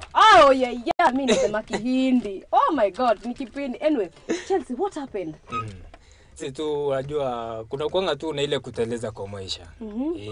Kwa hivyo tu ile tuliteleza na tukakubali. Yeye ni kuteleza, mlianguka. Tuliteleza na tukagonga chini vizuri. Ni wako kwa tamoraba. Thank you. Tuliteleza tukagonga chini vizuri. Na hiyo by the vitu zingine naambianga mtu unakubali tu. Ukiaka kwa roho utalia. Si tulifika pale na unajua tulitumia coaches watatu kupata point moja. Unaona? Last season so si bado ilifika place tukasema tu tunataka tu at least tupate hiyo 40 points tuepuke relegation. So kuna ile game tuliweza kushinda, ilikuwa Bournemouth, tukawapiga. Tukajua basi tushondokea relegation. Sasa mimi nilikuwa najua bora tu waende wacheze season iishe. So hiyo tu tulikuwa tu tumekubali na tukakubali season ama msimu unaoanza tutakuwa tunacheza mara moja kwa wiki kama Mogithi. Hiyo tulishakubali. Unaona? So how do you feel like you people are arguing with someone who is in Champions League? Like imagine, do you know how it feels? Ngoja kwanza wewe ni shabiki wa timu gani? How does it feel like you people are arguing with someone who is in Champions League? Like you can't even ngoja wewe ni shabiki wa timu gani? Oh, Manchester. Haya ngoja nikwambie. Manchester United si eti kwamba nyinyi ni wazuri sana. Kwa sababu msimu uliopita tuliona kwamba pia nyinyi mliteleza, mlikuwa katika mbio za kunyakua taji. Mlikuwa mnasema kwamba mnaenda kuchukua ili taji la ligi kuu nchini Uingereza. Pia wewe unafaa kutuambia tatizo lenu lilikuwa wapi? Nini hamkubeba taji la ligi kuu nchini Uingereza? Mimi ni host. Okay. Ni sawa. Yote 9-10 nadhani kwamba Chelsea msimu jana tatizo kubwa la Chelsea ni huyu jamaa anaitwa Todd Boehly. Todd Boehly ni alinyakua mikoba ya Chelsea kutoka kwa Roman Abramovich.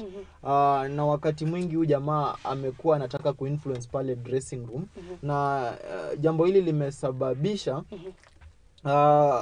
kuna wakati fulani wamekuwa na mvurugano na makocha na vile vile wachezaji kwamba anataka mchezaji fulani acheze, anataki mchezaji fulani.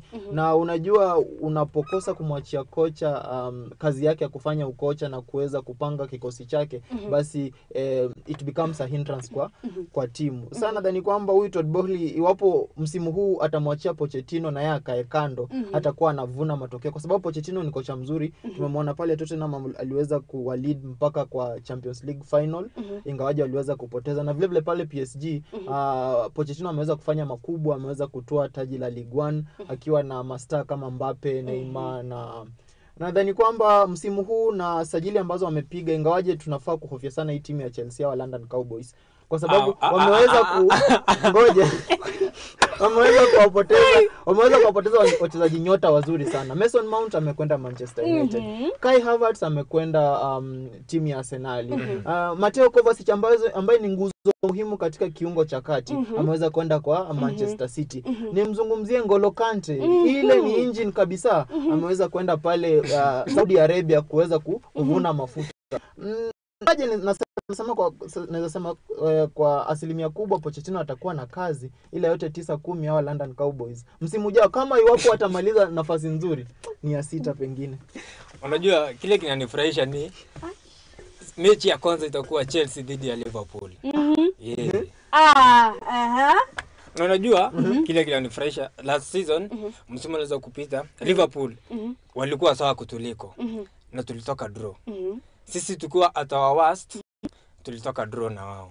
So you're on your best. Sasa hivi hata kama naogopa dogo midfield yetu, at least tuna lack experienced players. But Chelsea, how do you mnakujaje na idea mnakuja scrap the whole first 11? Unajua how do you expect that mtakuja kushinda?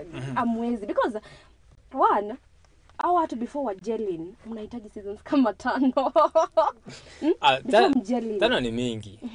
Juu ni kuweza kuangalia pre-season ya msimu jana na pre-season ya this time. Pre-season ya msimu jana sidhani tuliweza kushinda mechi moja peke yake. Hizo zingine tulipigwa, zingine tukatoka sare. Msimu huu tumeweza kupata ushindi mechi zote. Lakini ingawa kidogo ile midfield iko na youngsters wengi sana. Na unajua pale Premier League kidogo wanacheza vizuri, wanajitolea, lakini at least inatakanga ile squad depth.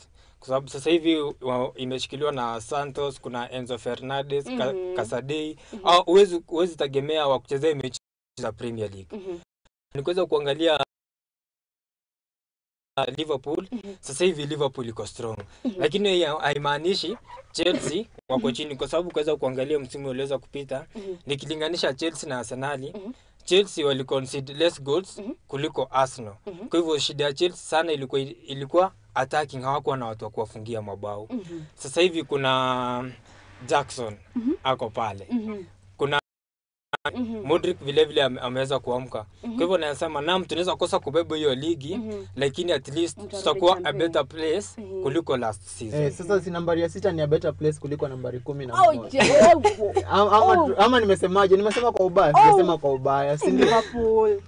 Sijasema kwa ubaya, nimesema msimu huu wataweza kufanya vyema kuliko msimu jana. Msimu jana wamemaliza nafasi ya 12 kama sijakosea. Sasa hiyo watamaliza nafasi ya 6. See, it's a better place. Lakini yote 9-10.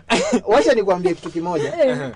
Umezungumzia Nkunku, ukazungumzia hawa ni watu ambao hawajaonja ligi kuu nchini Uingereza. Na unajua ligi kuu nchini Uingereza ilivyo ugumu wa ligi hii. Sidhani kama utamleta striker ambaye hana uzoefu na useme kwamba ataweza kupiga mabao. Ingawaje Nkunku tumemwona pale RB Leipzig akiweza kufanya makubwa, yule Jackson tumemwona pale Villarreal pale katika nchi ya Uhispania akiweza kupiga makubwa. Lakini tusije tukaandika na mate ilhali wino upo. Nadhani kwamba tuwapatia wa Chelsea muda, lakini tatizo kubwa la Chelsea ni kiungo cha kati. Iwapo Enzo Fernandez utamtoa pale, sidhani kama Chelsea wana mchezaji ambaye wanaweza sema kwamba huyu ni mchezaji ambaye tunamtegemea katika kiungo cha kati. Wajua wamepoteza zaidi ya wachezaji, nikidhani ni 5 katika kile kiungo. Tumzungumzie Ruben Loftus-Cheek ameweza kugura, tumzungumzie Mason Mount, tumzungumzie Kante, tumzungumzie Kovacic, tumzungumzie Pulisic. Unaona hao ni wachezaji wengi ambao wameweza kupoteza. Iwapo Chelsea wataweza nadhani mnamfukuzia huyu jamaa Brighton anaitwa iwapo wataweza kumpata, nadhani kwamba watakuwa wameweza kujiboost kwa kiwango fulani. Lakini yote 9-10 si ati kwamba Manchester United wako sawa. Hawako sawa. Manchester United ngoja kwanza. Ngoja sasa niwakujie. Hawa jamaa ni sawia na gari ambalo limeenda ile servicing. Gari ambalo unapoangalia kwa nje, gari ile lenyewe linametameta, lakini ni engine ni mbovu. Gari hii haiwezi kukutoa, for example, kwa mfano haiwezi kukutoa hapa Lavington ikakupigisha safari mpaka Murang'a. Utafika mahali ukwame. Manchester United kwa nje mtaona kwamba ni timu nzuri, timu ambayo inaweza toa taji la ligi kuu nchini Uingereza, lakini wacha msimu uanze. Unajua makosa moja mlifanya ni kumwachilia De Gea aende. Juu hizi misimu mbili ambazo zimeweza kupita, De Gea ndio amekuwa ameshikilia ile timu. De Gea amekuwa kitu sema. Naam, alafu mkamwachilia aende free, mkaleta Andrea Onana. Juzi mliona maboya aliweza kufungwa. Lakini unajua kuwa let me cut you short. Wezi kuwa De Gea wants everything. Like hataki kukua tena support system. Ile time unaletwa support system. Plus De Gea amekuwa sometimes amekuwa kiflop. Sasa analetwa support. We have Onana. Onana akikuja pia yeye si ati ni mchache. So nani atawekwa nje cheza? Watu wangekuwa na wananini, but Dave kuongea ukweli, De Gea is mean. No. He's mean. No. He's mean. He deserved that. No, he didn't. Alikuwa na deserve kwa sababu Ten Hag kusema nimeleta Onana, De Gea toka. Unajua vitu zingine sija kuambiwa na mdomo. Alileta Onana juu De Gea has been suffering. Amekuwa akicheza the whole time peke yake. Right? Lakini si you had a backup goalkeeper. Which one? That one was not good. Unajua ngoja wenyu ndio walikosea.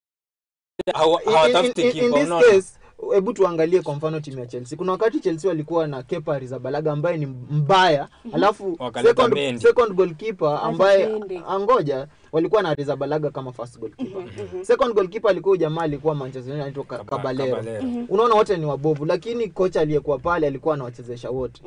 Sijui mbona Ten Hag kwa ni kwamba second goalkeeper wakati ambapo alidhani kwamba De Gea afanye vizuri. Our plus was having a lot of Anaka Rafael Varane.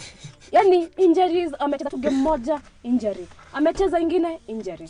So mlikuwa mnatafa. Alafu ikafika mahali De Gea akajua ndo main. Mimi hakuna mahali naenda. Ten Hag akamwambia niachie huyu. Nesa hiyo ndo makosa mlifanya. Ni kumchukua Mount ako mlikuwa mnataka kutupea nani? Lakini kikweli nadhani unajua Mount ako sawa. Mimi ile mechi niweza kuona alikuwa anaweza zile open chances. Ni kama tu mwenzake pale Arsenal Kai Havertz. Unajua wale si wachezaji ile machungo Chelsea. Si machungu unaona? Unajua huyu jamaa ni wale watu wenye msichana akishakuacha ndio anaanza unajua unaongea hivyo naweza toka hapa nje nipate nimeandikiwa message. Lakini unajua si mimi mwenyewe nilifunza mtu kutoka kwa sababu huwezi force mtu kukaa kwako na hataki kucheza pale. So yeye kuondoka ilikuwa at least sawa kwa sababu wajua kikaa pale atakuwa anacheza. Mimi nakaa tu hapa nilipo ningoje contract yangu ishe mimi niende zangu. Kwa hivyo hata kikaa pale hatawasaidia. Lakini vile vile mnafahamu kinunua mtu anakuja kucheza wapi. Lakini Chelsea kubali mliflop. That's the first thing you did. Always scrap the first surely. Unajua kusema kweli ngoja wakati mwingine you can only tame a dog that wants to be tamed. Unaweza tu mfuga mbwa ambaye anataka kukaa nyumbani. Iwapo hawa wachezaji ambao Chelsea imeweza kuwauza ni watu ambao hawakutaka kukaa katika ile timu ya Chelsea. Na iwapo if someone does not want to stay, you cannot force them to stay. True. So ni watu ambao wanadhani kwamba ungewaforce waweze kucheza msimu huu ambao unakuja Chelsea ingeenda relegation kwa sababu these people will not be playing for the badge. Na watu hata kocha Pochettino alisema kwamba kitu yake ya kwanza ambayo aliweza kufanya ni kuita mchezaji mmoja baada ya mwingine kutaka kujua ni nini haswa mchezaji anachokitaka na kiweza vile vile to sell out his idea to these players. Na kitu ambacho aligundua wachezaji wengi wa Chelsea hawakuwa wanataka kubaki. Sasa angefanya nini? Ni kuwapiga soko na kuleta wachezaji ambao anadhani kwamba they can stay, they can play for the badge, they can bring in results. Na natumai mpaka it's a good. Unaona hizo pre-season wale wachezaji wenye wacheza at least unaona. Thank you. Unajua kitu nafurahia ni kuna timu ilisema tuchezange friendlies. Wakapiga Arsenal sawa. Kidogo wakapigwa na Wrexham, timu ambayo iliweza kupigwa na Chelsea ambayo ilimaliza number 12 wakapigwa. Na hawachezangi friendlies. We don't. Yani alafu pia you know like hiyo team bado inapenda tu kusupport the upcoming teams. Yani you can't win everything. Imagine Chelsea I mean no. United wanachapa Arsenal home and away. As in like wanatandika Arsenal alafu mashabiki wao nao wanatandikana. Yani imagine. Can you imagine? Can you imagine having that power? Lakini kitu moja utakubali, Arsenal watakuja kusumbua sana Manchester United. Watasumbua, hiyo nayo watasumbua. Na hofu yangu by the way, hofu yangu hii msimu huu ni kwamba Arsenal inaweza chukua ligi. Ya wanaweza. Kwa sababu unapoangalia timu ambayo tunaweza sema kwamba iko na consistency ya kuweza kuchukua ile ligi ni timu ya Manchester. Na Manchester City kwa sasa vile vile imeweza kuwauza wachezaji wake nyota. Tunaona Mahrez ametimuka zake kwenda Saudia. Na ingawaje huyu ni Pep Guardiola. Pep Guardiola atamuuza mtu fulani amlete mwingine na aweze kufanya makubwa. Lakini yote 9-10 nadhani kwamba msimu huu Erling Haaland hataweza kufunga mabao mengi kama alivyofunga msimu jana. Na Arsenal vile unajua watu walisema watu wengi wanaongea wakasema Arsenal walifika mwisho wao. Lakini hata kama pre-season wamepiga sare wakapigwa lakini ile team bado wako na ile consistency. Like wanajua kujipanga na kucheza. Kwa hivyo hiyo ni timu moja watakuja tu kusumbua roho safi. Kwa hivyo pale Manchester City ndio walimbizwa na hii timu ya Yokohama kutoka pale Japan. Kwa hivyo msimu ujao mambo yatakuja kuchemka. Pale Manchester City pale wajichunge sana. Kuna mtu amesema kwa comment, wengine watu huko nje mko na maubaya na mimi mkishikwa mimi siko. Kuna mtu amesema Arsenal na baba one side. Akitifu ukienda KBC anaongoza. Wajua shida ni ukienda huko kwingine. Sasa hapo najua mtu ameguzwa sana ni Karaoke Ndoati. Sitaki kuongea sana. Kwanza yeye. So kuna hii story na rivalry. Ilianzia wapi? Hii ubishani like kati mtu wa Chelsea, Isaac mtu wa Arsenal. Kwanza Arsenal na United. Tunavaa sisi wote red but hatuwezi sikizana. Hii kitu ilitoka wapi? Is it about the history? Kwanza of course Manchester has the richest history. Unajua? Unajua sawa tulia hapo. Umeongelea tu historia ya baba. Pia baba akona historia kubwa, lakini ushindi hakuna. Manchester kikombe ya mwisho mmeshinda ni Carabao. Kikombe ya silver. Tukitoa Carabao, kikombe ya silver. Ngoja. Pull up and the host naweza sema wakati wa mic. Chelsea mlishinda nini? Msimu uliweza kupita tukushinda. Ngoja. After that years of kukosa kikombe at least mkashinda. Mkakuja tena mkatuonyesha who the real Liverpool. Ngoja. Unajua timu ngoja kwanza. Mmeshinda nini last season? Carabao si kikombe ambacho tutashinda. Kikombe ya silver hapa. Carabao hata si kikombe ambacho kinaweza chota uji. Sasa tulia tukwambie. At least we have something. Kwa cabinet. What do you have? That's a question. What do you have? You know, like sisi we are supposed to be addressing a team kama Manchester City. Which another team should address us? None. Timu ilipigwa na ngoja kwanza. Manchester United yenyewe mwisho nyinyi kushinda kikombe cha mabingwa barani Europa. Nazungumzia UEFA Champions League ni mwaka gani? You see? Unaona ukumbuki? 2008 sijui kama Mwai Kibaki ndio rais. Naam, Kibaki ndio alikuwa rais. Sahi tuko na William Ruto. Mara mkishinda hiyo kikombe, rais ambaye alikuwa hapa Kenya. Lakini nani hapa ni mwenda zake? Ni mwenda zake. Now we are dealing with history. Acha na vikombe. Vikombe mingi. We are dealing with history. Nani akona vikombe mingi? Pia tukiangalia history, baba amepigania nchi sana. Ashaifika pale juu. Sisi tunataka kujua nani akona vikombe mingi. Yaani hata hiyo Man City. Yaani ni favor tu tunawafanyia by the way. Favor gani? Ni favor tu tunawafanyia. Unajua ni cousins wetu by the way. Tunataka tu washine wakuje tu wakipanda. But now Manchester United. Yaani there is no premier without Manchester United. Ukweli uongo? Uongo. Ai. Hello ni uongo. Nea. Hata msupport. Uongo. You have is it 20 Premier League titles? Yeah, yes we do. Liverpool tunafuata kwa karibu. Tunafuata kwa karibu. Na ngapi? 18. Wengine mnapata. Ngoja. Just asking. It's only a deficit of 2 alafu unaona sasa mko Europa. Yani you are dealing with Papa Shirano, you know like. Unajua uzuri. That's the nice. Unajua hata nikwambia. Sasa mlikuwa Europa. Lakini sisi we improved. Nyinyi mmetoka champion mmekuja sua. Na mko pale Champions League. Utafanya nini? Mkienda mbali sana round of 16. At least ukiangalia kikosi ya Liverpool wako na uwezo wa kuchukua Europe. Unaona? That's a joke but it's funny. Thank you for making us laugh. Wako na nini tena? Wako na high chances za kuchukua. They can. Kama walichukua Champions League. Nini inafanya wasichukue Europe? Unaona? Kama walishinda EPL, mbona haku maintain? Thank you. Tuendelee sasa. Unajua ku maintain nyinyi tangu Ferguson aende. Mbona mje maintain?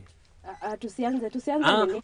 Tusianze reverse psychology. Lakini tukienda hapo kwa River, I guess inakuanga tamu like mimi nilikuwa wa Chelsea kuna mso wa Manchester United. Lazima tu kuna zile differences na hapo ndo utamu wa soka inakujanga. Exactly. Yeah. So ukienda kuwatch mahali kwa maybe kuna kwa stadium una support maybe let's say Shabana na Muranga Sen mmekaanisha kwa kiti hawa watu akienda kukuhug anapata umevaa jezi ya ya Murangasila kwambia we songa huko. Like zile kupingana tu banta hapo inafanyanga like games inakuwa lively. But there's something I hate about football is there are people who carry it emotionally. Like kuna mtu utamwambia hii timu yenu hapo ndo ameacha kukuongelesha. Like ni kuweka kwa roho. Why? Hii ni kama siasa, pumua inatoka. Football pumua itoke. Si ni mandugu bwana. Shida inakujanga hapo unapata kuna ule mtu ameweka kwa roho sana, like ukimpiga banta mwambie tu kitu negative kuhusu timu yake and I take it personally. Lakini mimi kuna kitu ukiniambia saa hizi tutakosana. Marcus Rashford, don't touch that guy's that's my G. Don't dare. So tuingie kwa nene kwa buying and selling kwa hii ya wachezaji. Tumeuza, tumenunua. Which was the best signing? Msimu huu hatuwezi zungumzia haswa ni sajili gani imekuwa nzuri mpaka tusubiri hao wachezaji waweze kuingia katika mechi na kuweza kucheza mechi. Lakini nikidhani kwamba Arsenal wameweza kufanya jambo zuri katika transfer window, wamemleta Declan Rice kutoka West Ham, beefing up their midfield. Declan Rice alipoingia yule Granit Xhaka aliondoka na kutimka zake kule Ujerumani. Naona vile vile wakaweza kumleta Kai Havertz kutoka Chelsea. Kai Havertz ambaye hajakuwa mzuri kwa kufunga mabao, vile vile kwa upishi wa mabao, si eti kwamba Kai Havertz ni mwiba. Vile vile Arsenal wameweza kumleta nani yule? Wamemleta nani jamaa mwingine? Timber kutoka Ajax. Nadhani kwamba ingawaje nimeona friendly zao huyu jamaa anapigwa makanzu pale nyuma, lakini nadhani kwamba he will be a good backup kwa sababu Timber anachomwa. Thank you. Na akapika mchele. Exactly. But kitu nimenotice na Rice about English media, the overhype their people. Of course. Do you feel unakumbuka nani akikuja Erling Haaland akikuja walikuwa wamesema Haaland hata perform, now he's doing wonders kule kwa saizi Rice amekuwa kaipiwa venye yeye ndo atakuwa savior alafu akakaangwa na Manchester. Do you feel like na kijana wa academy? Yes. Wajua usipouza kitu cha nyumbani u expect mtu mwingine akuzie. Kwa mfano hapa kama Mudingi TV, wapo hatutauza Mudingi, hakuna mtu mwingine atatuzia. Nadhani that is why English players wanakuwa hyped alafu wanakuwa overpriced. Kwa mfano yule Jude Bellingham ambaye alikuwa pale Borussia Dortmund akakwenda Real Madrid. Ndio ni mchezaji mzuri wa tajriba ambaye atawashika wachezaji watano waweze kuwapiga chenga kuacha hoi, lakini they did overhype him. Na nadhani kwamba itamletea matatizo hapo mbeleni. Tukimzungumzia Rice ni mzuri. He's a good holding midfielder. He can play very well in the midfield. Na vile vile akiwa pale West Ham alikuwa anaweza kucheza kama beki. Lakini the hype ambayo the English media nampatia, nadhani ikimuingia kuja ni mtu kuja kuikanga timu ya Arsenal kwa mafuta yao wenyewe. I guess same case of Mason Mount. Ilifika police hadi wakasema wanaona kama the next captain. Unajua tunaongea tu ukweli. Walianga wakasema maybe ndo atakuwa the next captain wa Chelsea. But ukiweza kuangalia kidogo anachezanga na moods. Unaona, but unapata ile hype anampea na Kenya na deliver haziingiani. Kuweza kuangalia mpaka kama Frank Lampard. Unajua akiwa kama kocha akifanya akitoa good results na matokeo yake imekuwa mbaya, lakini utaiona timu ya ama ile media ya England wakisema Lampard ni mbaya nini kama venye wanafanyanga makocha wengine. Same case applied to Graham Potter. Potter aliweza kuandikisha msululu mbaya wa matokeo, lakini utaisikia ile media ya England wakisema Potter hii ni hivi walikuwa tu like wanamtetea, lakini ukiweza kuangalia makocha kutoka nje ama wachezaji wa kutoka nje akikuja afanya blanda kidogo hata hawampei ile time, wanaanza kusema hawezi perform. So I guess wanafaa kuchange on that. Na tukipass I guess kuna timu mingi wameweza kufanya transfers like so far ile signing imenifurahisha ni Nicholas Jackson kwa sababu venye wana ana link up game kwa team ni kitu Chelsea wamekuwa wakikosa kwa muda mrefu. Juu wamekuwa na tu wako na strikers lakini ni wale tu wanalegea uko mbele. Lakini anaweza kulink up. Na I guess ni nyingine ni ya maana I guess ni Arsenal Julian Timber. Sababu unajua ile defense ya Arsenal sali pale kufa. Lakini at least ile experience ya Julian Timber at least akikuja hapo hata labda waweze kucheza pamoja na Saliba wanaweza form a strong defense. Na ingine ni Alexis McAllister pale Liverpool. Najua wachezaji wengi sana pale Liverpool waliweza kuondoka lakini ile signing Klopp aliweza kufanya yake Alisson uliweza kutazama pale Liverpool kwa Brighton. Aliweza kuisaidia timu ya Brighton sana. Na Brighton hapo walifanya kumwachilia Lister. Sasa hivi pale Europa watakuwa na wakati mgumu sana. Kwa hivyo signings zingine akinaonana na atakuja kusaidia juu sasa De Gea aliondoka pale. Kwa hivyo Manchester United I was almost telling the director hawana tegemeo mwingine lakini akileta ile mchezo yake ya pale nyuma ya kukaa na mpira pale na kutoka pia pale Premier League tukua na Maguire woi nadhani Ten Hag ni kocha ambaye alikuwa anataka a playing goalkeeper. Kwa mfano tumzungumzie Pep Guardiola. Pep Guardiola makipa wake si kipa ambaye atakaa nyuma tu angoje umpigie shot aje ashike. Ni kipa ambaye you will be involved in play. Kwa mfano defender akiwa na mpira atamrudisha nyuma awapange watu apige pasi. Nadhani kwamba Erik ten Hag anataka kuiga ule mfano wa Pep Guardiola ndio sababu akamwendea Onana. Wakati mwingi yule De Gea hakuwa mzuri wa kusupply mipira za miguu. Angepatiwa pasi ya nyuma, fumble, patiane pasi mbaya, alafu you concede goal. Lakini vile vile kuna Tottenham ameweza kupiga sajili ya mchezaji ambaye ameweza kutoka Leicester City anaitwa Maddison. Maddison ni mchezaji mzuri. Sijui mbona timu kama Chelsea hawakumuona, timu kama Chelsea sana kwa sababu Chelsea wamekosa nambari 10 ambaye ni mzuri ambaye ataweza kulink ile the back midfield na the strikers. Alivyotuzungumza mwenzangu Chelsea wanakosa ni link up players na the back midfield. Na yule Maddison alikuwa mzuri. Nadhani kwamba atakuwa anaweza kuisaidia timu ya Tottenham kwa kiwango kikubwa. That is if Harry Kane ataondoka kwa sababu kuna tetesi kwamba Harry Kane atakuwa anagura klabu ya Tottenham na kuweza kuhamia na anafaa aondoke. Yeah, by the way Tottenham honestly wamewaste Harry Kane. Putting in mind that Kane is a very good player. Ukimwangalia vile anacheza England, he's a very good player. He deserves to win something. Of course with United. So before to break. Whether Wanjoroge na kuona sana unasema loving the show. Na kuona sana John na kuona unasema pia una watch. Alex Shiko unasema Arsenal ndani. Watu hayuko Champions League. Waongee wakiwhisper tafadhali. Thank you so much. Mweroni wa Muthingi TV. Tobe tuikirie orohanini. Tuthina mbere koraneria kou. Omeno wa Facebook ni Muthingi TV na kwa kwa ane Wambui Njau aikora ukiona ule maundu maikoragwo magiikara ri gukorwo mashabiki mgiuka na twaraniria Facebook mukia ni turashokereria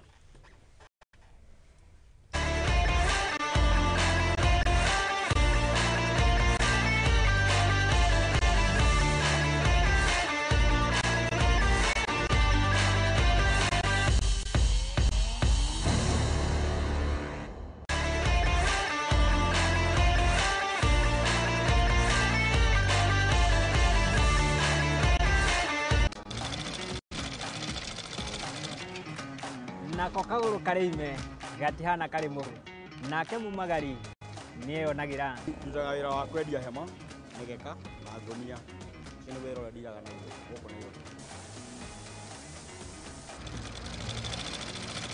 ni tutamburaga kio gitu na thabari itu miethere-ini akai kunyita ugeni goko kwa Muthingi nikio ni tugicemanagia o kiumia tabarĩra-inĩ ya mwĩhang'ĩri tũrĩ na mwĩhang'ĩri witũ agĩtũtirithia thabarĩ yake kinya hau akinyĩte yandĩkwo nĩ mũthuri wĩho andĩkĩtwo gĩbanda kĩ harĩa rũgongo nĩ o gũkũ ceceni-inĩ ya Muthingi TV na niĩ Mwangi wa Mũrugi.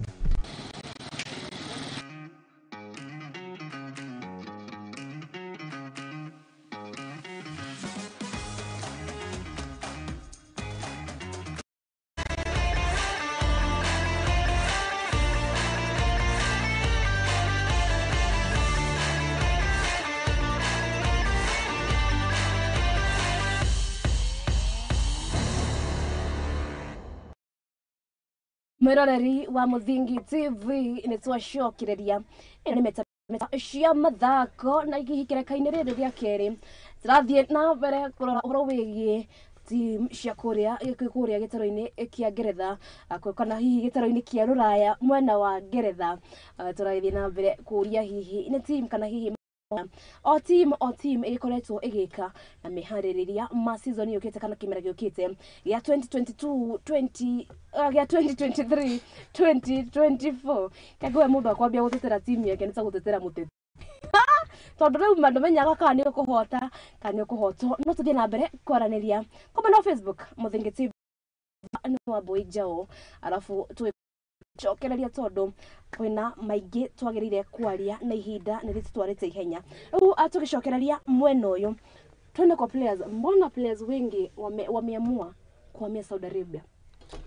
Mafuta, pesa mafuta, lakini mafuta imedua. Unajua pale Saudi Arabia wanakuja na ofa nyingine mazuri, naangalia unashangaa pia hapa England nachezea do na ile do ya pale ni mingi, kwa sababu hata ukiweza kuangalia mtu kama Khalid Koulibaly alizungumza akasema ako na project anafanya pale nyumbani, animaliza na one week na anahitaji pesa. Kwa hivyo akaona ile ofa ya pale Saudi Arabia ni mzuri. Vile vile hata Sadio Mane pia yeye nimeona huenda akaenda pale, hata kama ningesema wengine wameharakisha kwenda pale kwa sababu hata ukikimbilia pesa pia angalia side ya career yako. Hapo akina N'Golo Kante na miaka yao imesonga, wao wanaweza enda pale. Lakini mimi nasema wengi wamevutwa kwa sababu unaenda pesa. Unajua binadamu ukimletea tu pesa hapo na najua mimi nahitajika tu kwenda kucheza pale kwa uwanja 90 minutes alafu niondoke na kitita changu. Kwa hivyo wengi natumai ni pesa, lakini vile vile wengine kama labda mchezaji kama Sadio Mane ameweza kuangalia kona hapa wachezaji wenzangu hapa Bayern wengine hatuelewani na wao.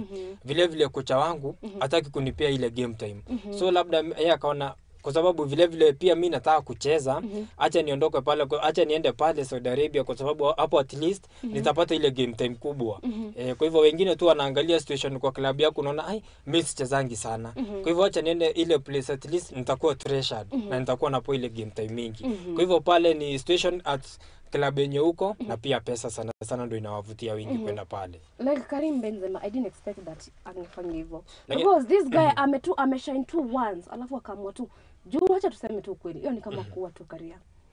Karim at least shine but na unajua amebeba karibu mataji. Anataka nini ingine? Tungeona at least amebeba tuneni kama kuna Cristiano. Lakini kitu moja na Ofia naona ni kama ile Saudi Pro League ni kama inakuja kuharibu test ya football. Unajua kwa sababu si watu wengi wanaendanga kutazama zile mechi za Saudi Arabia.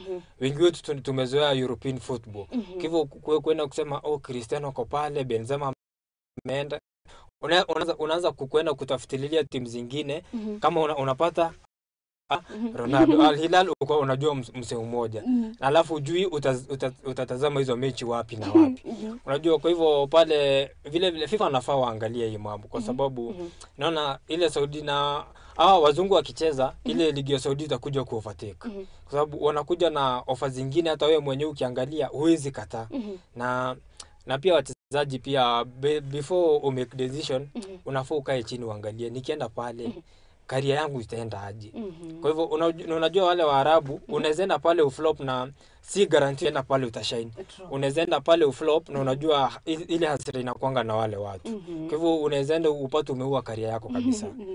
Okay, nadhani wachezaji wengi kuondoka bara Ulaya na kwenda pale Saudia. Kikubwa kabisa ni Cristiano Ronaldo. Cristiano Ronaldo is the most influential. Hata unapoangalia zile namba zake katika social media platforms zake is the most followed at the world. Na nadhani kwamba baada ya yeye kukaa pale Manchester United akaona kwamba hakuna kitu ambacho Ronaldo hakukuwa ameshinda pale bara Ulaya. Alikuwa ameshinda kila kitu. Tukizungumzia Euro alikuwa ameshinda, English Premier League alikuwa ameshinda, Champions League anazo 5, Ballon d'Or anazo 5. Tukizungumzia vikombe kama FA, Carabao. Alikuwa ameshinda haya mataji yote. Na it reaches a point hata kwa career ya mtu binafsi, kwa mfano kama wewe, wewe kama mtangazaji inafika wakati unaona kwamba nime outgrow hapa mahali, I need a new challenge.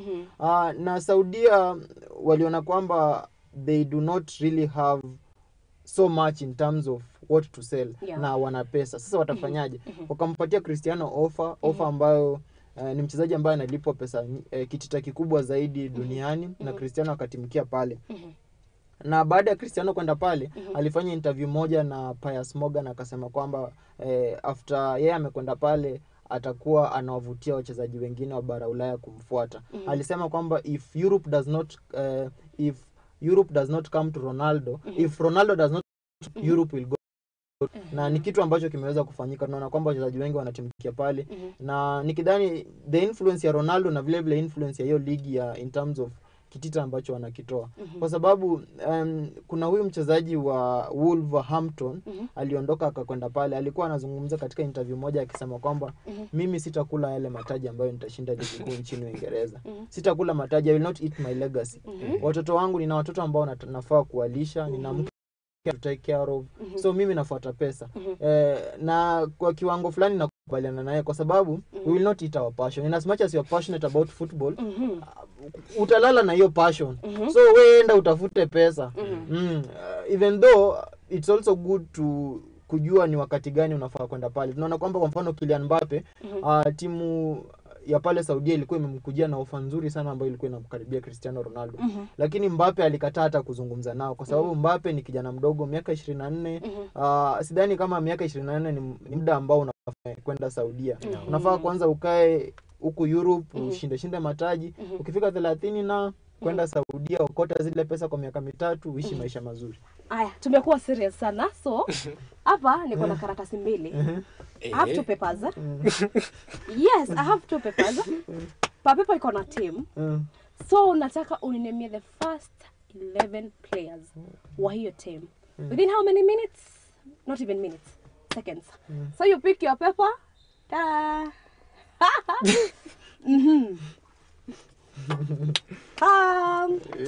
So akiendelea kufungua Muridi Job na kuona nasema nakubaliana kwamba Mwarabu amekubali kutoa pesa. Lakini je, ni kusema kwamba virabu vya Uingereza pamoja na zingine husika kwenye ligi tajika habilipi vya kutosha? Saudi wamefahamu umuhimu wa soka na kuona sana Muridi Job. So umefungua timu gani? Real Madrid. Umefungua timu gani? Hapa nao mmenishika. That's a very simple team. Very simple. Wale nakumbuka tu Lewandowski. Bring your phone. Ndio kwa hapa. Hapa sema. Hakuna ku Google. Sawa. Hapa tunakuja tukajitayarisha. First 11 Real Madrid. Bila kurudia. Michumani ni Thibaut Courtois. Tunaweza badilisha. Mwezi. Michumani ni Thibaut Courtois. Nambari 2 ni Cavayal. Pale katikati ni Antonio Rudiger akiweza kucheza na Alaba, na kule kwingine ni huyu jina limenipotea, kiungo cha kati.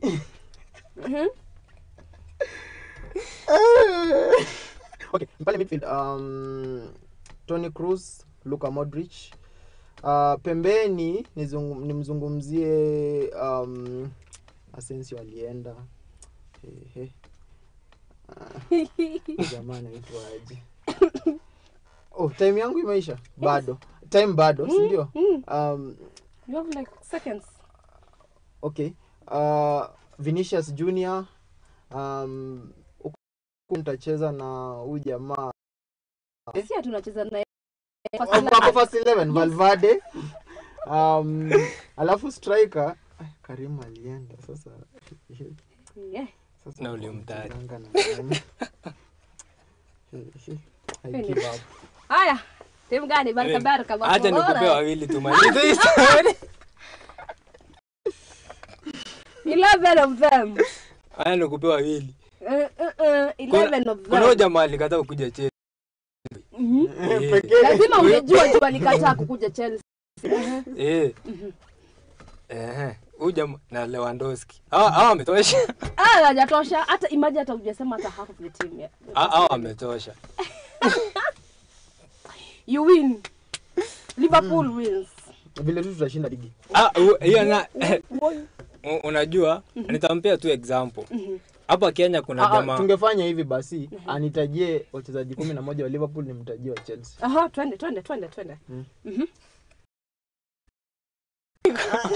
Tunabadilisha timu yake. Si mimi nataka kutaja timu yake, ataje wa timu yangu. Lakini before tuende hapo, nimwambie hivi. Ona hiyo ya kushinda hiyo league. Ni kama unajua hapa kuna watu wanasemanga tumetenga, tutafanya, tumeweka. Ikifika ni hapo, wako ligi moja hapo. Ona ile tutashinda. Kampuni inalipa watu wengi. Tumetenga pesa ya kununua wachezaji. Wewe. Twende first 11 na Liverpool. Kuna Alisson pale. Fabinho alienda jameni. Bobby Fabinho alienda. Huyu jamaa Van Dijk. Kuna huyu jamaa Mwingereza huyu anaitwa nani jamaa? Huyu mrastara wanabishananga na James. Maana jina yake inaenda. Acha nikusaidia trend. Bas. Kuna huyu jamaa tena walileta. Ngoja. Unaona namsaidia na bado ndamshinda. Darwin Nunes. Kuanguka tu pale. Wameleta Alexis McAllister pale. Henderson alienda jamani. Haya, mimi nakutajia Chelsea. Chelsea michumani yupo Kepa Arrizabalaga. Nambari 2 Reece James. Hapa katikati watu wengi wameondoka lakini Thiago Silva na Fofana. Kule mwisho tunaweza Kukurela. Wachana wewe. Ngoja. Umeshindwa. Anyamaze, nimempatia hiyo option. Kukurela stroker Chilwell. Kiungo cha kati Enzo Fernandez, Chukwuemeka. Wana majina za kiajabu. Kasede hajafika. Ako. Kaisedo hajafika. Kaisedo hajafika. Kasede alivyosema tukikwenda vile Nkunku anaweza cheza pale. Tukikwenda on the flanks Modric, Sterling, huko kwingine Madueke. Pale mbele tunamaliza na Jackson. 11 bora. Ama niende kwa Mani? Mimi ni host. Acha tumpe challenge. Mimi ni host. Acha tumpe challenge. Hii show nitafunga bwana. Hata time imeisha. Tumalizie hii show. Goto wako ni nani? Ronaldo. Thank you. Goto wako ni nani? Robert Lewandowski. Okay. Goto Cristiano Ronaldo. So kamera, tuangalie kamera, tufunge show. Mtuambie nini tukafunge. Next season kwa mtazamaji ambaye hujachagua team ni Jamo, team ni ya Liverpool. Tutakuwa tunatua ubingwa wa ligi kuu nchini Uingereza. Ndoto tutatenga. Vile kombe la Europa tutakuwa vile tunaweza kutua. Na kitu ambacho ningependa kumwahidi mtazamaji wa Mdingi TV kwamba msimu ujao unapoanza, Manchester United msimu jana tuliwapiga mabao 5. Unajua mimi ndo nafunga show. Alafu mabao 4. Utakuwa na time ya kunini? Sasa Manchester United msimu jana tuliwapiga mabao 7 in total. This season we promise kuongezea. Zitakuwa 6 na huku 7. Sasa iwapo hujachukua timu ni Liverpool na zidi kutazama Mdingi TV. Okay. Mimi niambia mtazamaji, next season tutakuja kuwa moto, lakini pale top 4 kutakuwa na Chelsea, Arsenal, Liverpool, Manchester City. Wengine watakuwa wanaenda kucheza Thursdays. Lakini pale ni wiki kama 2 hivi ligi itakuwa inaanza. Na niwaambie wenye wapendi football, it's time waanze kupenda, na si ya England peke yake. Vile tunataka mpaka ya hapa Kenya tuanze kusupport timu zetu za nyumbani. Nimesikia mwenzangu support Shabana. Mimi niko upande wa Murang'a Seeds, na vile sasa nashangaa nitachukua Murang'a Seeds ama Tusker, lakini home first nitachukua Murang'a Seeds. Kwa hivyo tu tunaomba Wakenya wenzetu tukue tunajitokeza kwa wingi, tuende kutazama vijana wetu wa nyumbani wakicheza. Na nikiondoka nisalimie mashabiki wote, na vile jeshi yangu kutoka Dagoretti North, the 5 star Entertainment wa nimeona wamenitumia message, wamesema wako logged in wakianzia na MC Danko na MC Komodo na DJ Shata. Wai, wasikia sana ma DJ na hajasalimia, kuna mtu hajasalimia. Hiyo ni vita tukitoka hewani. Lakini kuna mtu amesema Manchester United talimwa sita. We don't do small things, by the way. Let me address this issue. Na najua hizi ongea juu sasa mimi ndo niko kwa hii kamera na kamera ni yangu peke yangu. So I'm addressing this issue. Last season mlitutandika sawa. This season kuna nyinyi. Yani mnacheza tu Thursday nights. Yani we can't even retweet with you, by the way. See as Manchester United, we're very ready for you. We are very ready for revenge. And I'm tutishi, by the way. Twaramba. Anyway, morali wa Muthingi TV mauma madam Mary Mathako muno mameta Mathako haria tũikorwo tũkĩarĩrĩria ndeto nyingĩ maũndũ marĩa marakorwo makihanĩka iharo-inĩ ona ningĩ no akĩigua nĩ tũikorwo tũkĩarĩrĩria ciĩgiĩ mbĩtĩka cia English Premier League na no akĩigua mũndũ gũkĩrĩ team agĩkoragwo agĩkĩnyita mbaru na nginya gũkũ bũrũri-inĩ tũkorwo tũkĩyumĩria no ririkanĩte tigiti wa kũrĩa mwena wa Nyayo nĩ ũraikorwo kĩendio ndaraithi mũno nĩgetha mũkorwo mũgĩthiĩ kwĩrorera mbĩtĩka icio iria iragĩkorwo igĩthiĩ na mbere kũu nginyagia muthenya wa Juma njuga nĩ ngatho mũno kũrĩ mwerekeri wakwa mũndũ ũgwĩtwo Purity kana ndimenya nĩkĩ weza mamerekeri yakwa no nginya akorwo makiũra na camera person wakwa hĩndĩ tukahakega ũgetagwo Beth na nĩ ngatho mũno na mwanaki ũngĩ sitakaia phones ndona ndiĩ kana nĩiguaga ũrĩa ngoragwo ngiuga nĩ ngatho mũno mũno nĩ ũnyitanĩri waku tucemanie Juma yũkĩte nginyagia hĩndĩ Ngai wa muoyo akwende akũige na tũrĩa tũrĩkagia show ya meta tafadhali mũtikahũre camera person na tũrĩa tũikoragwo tũkĩrĩkia show ya meta hatuongei na ma ex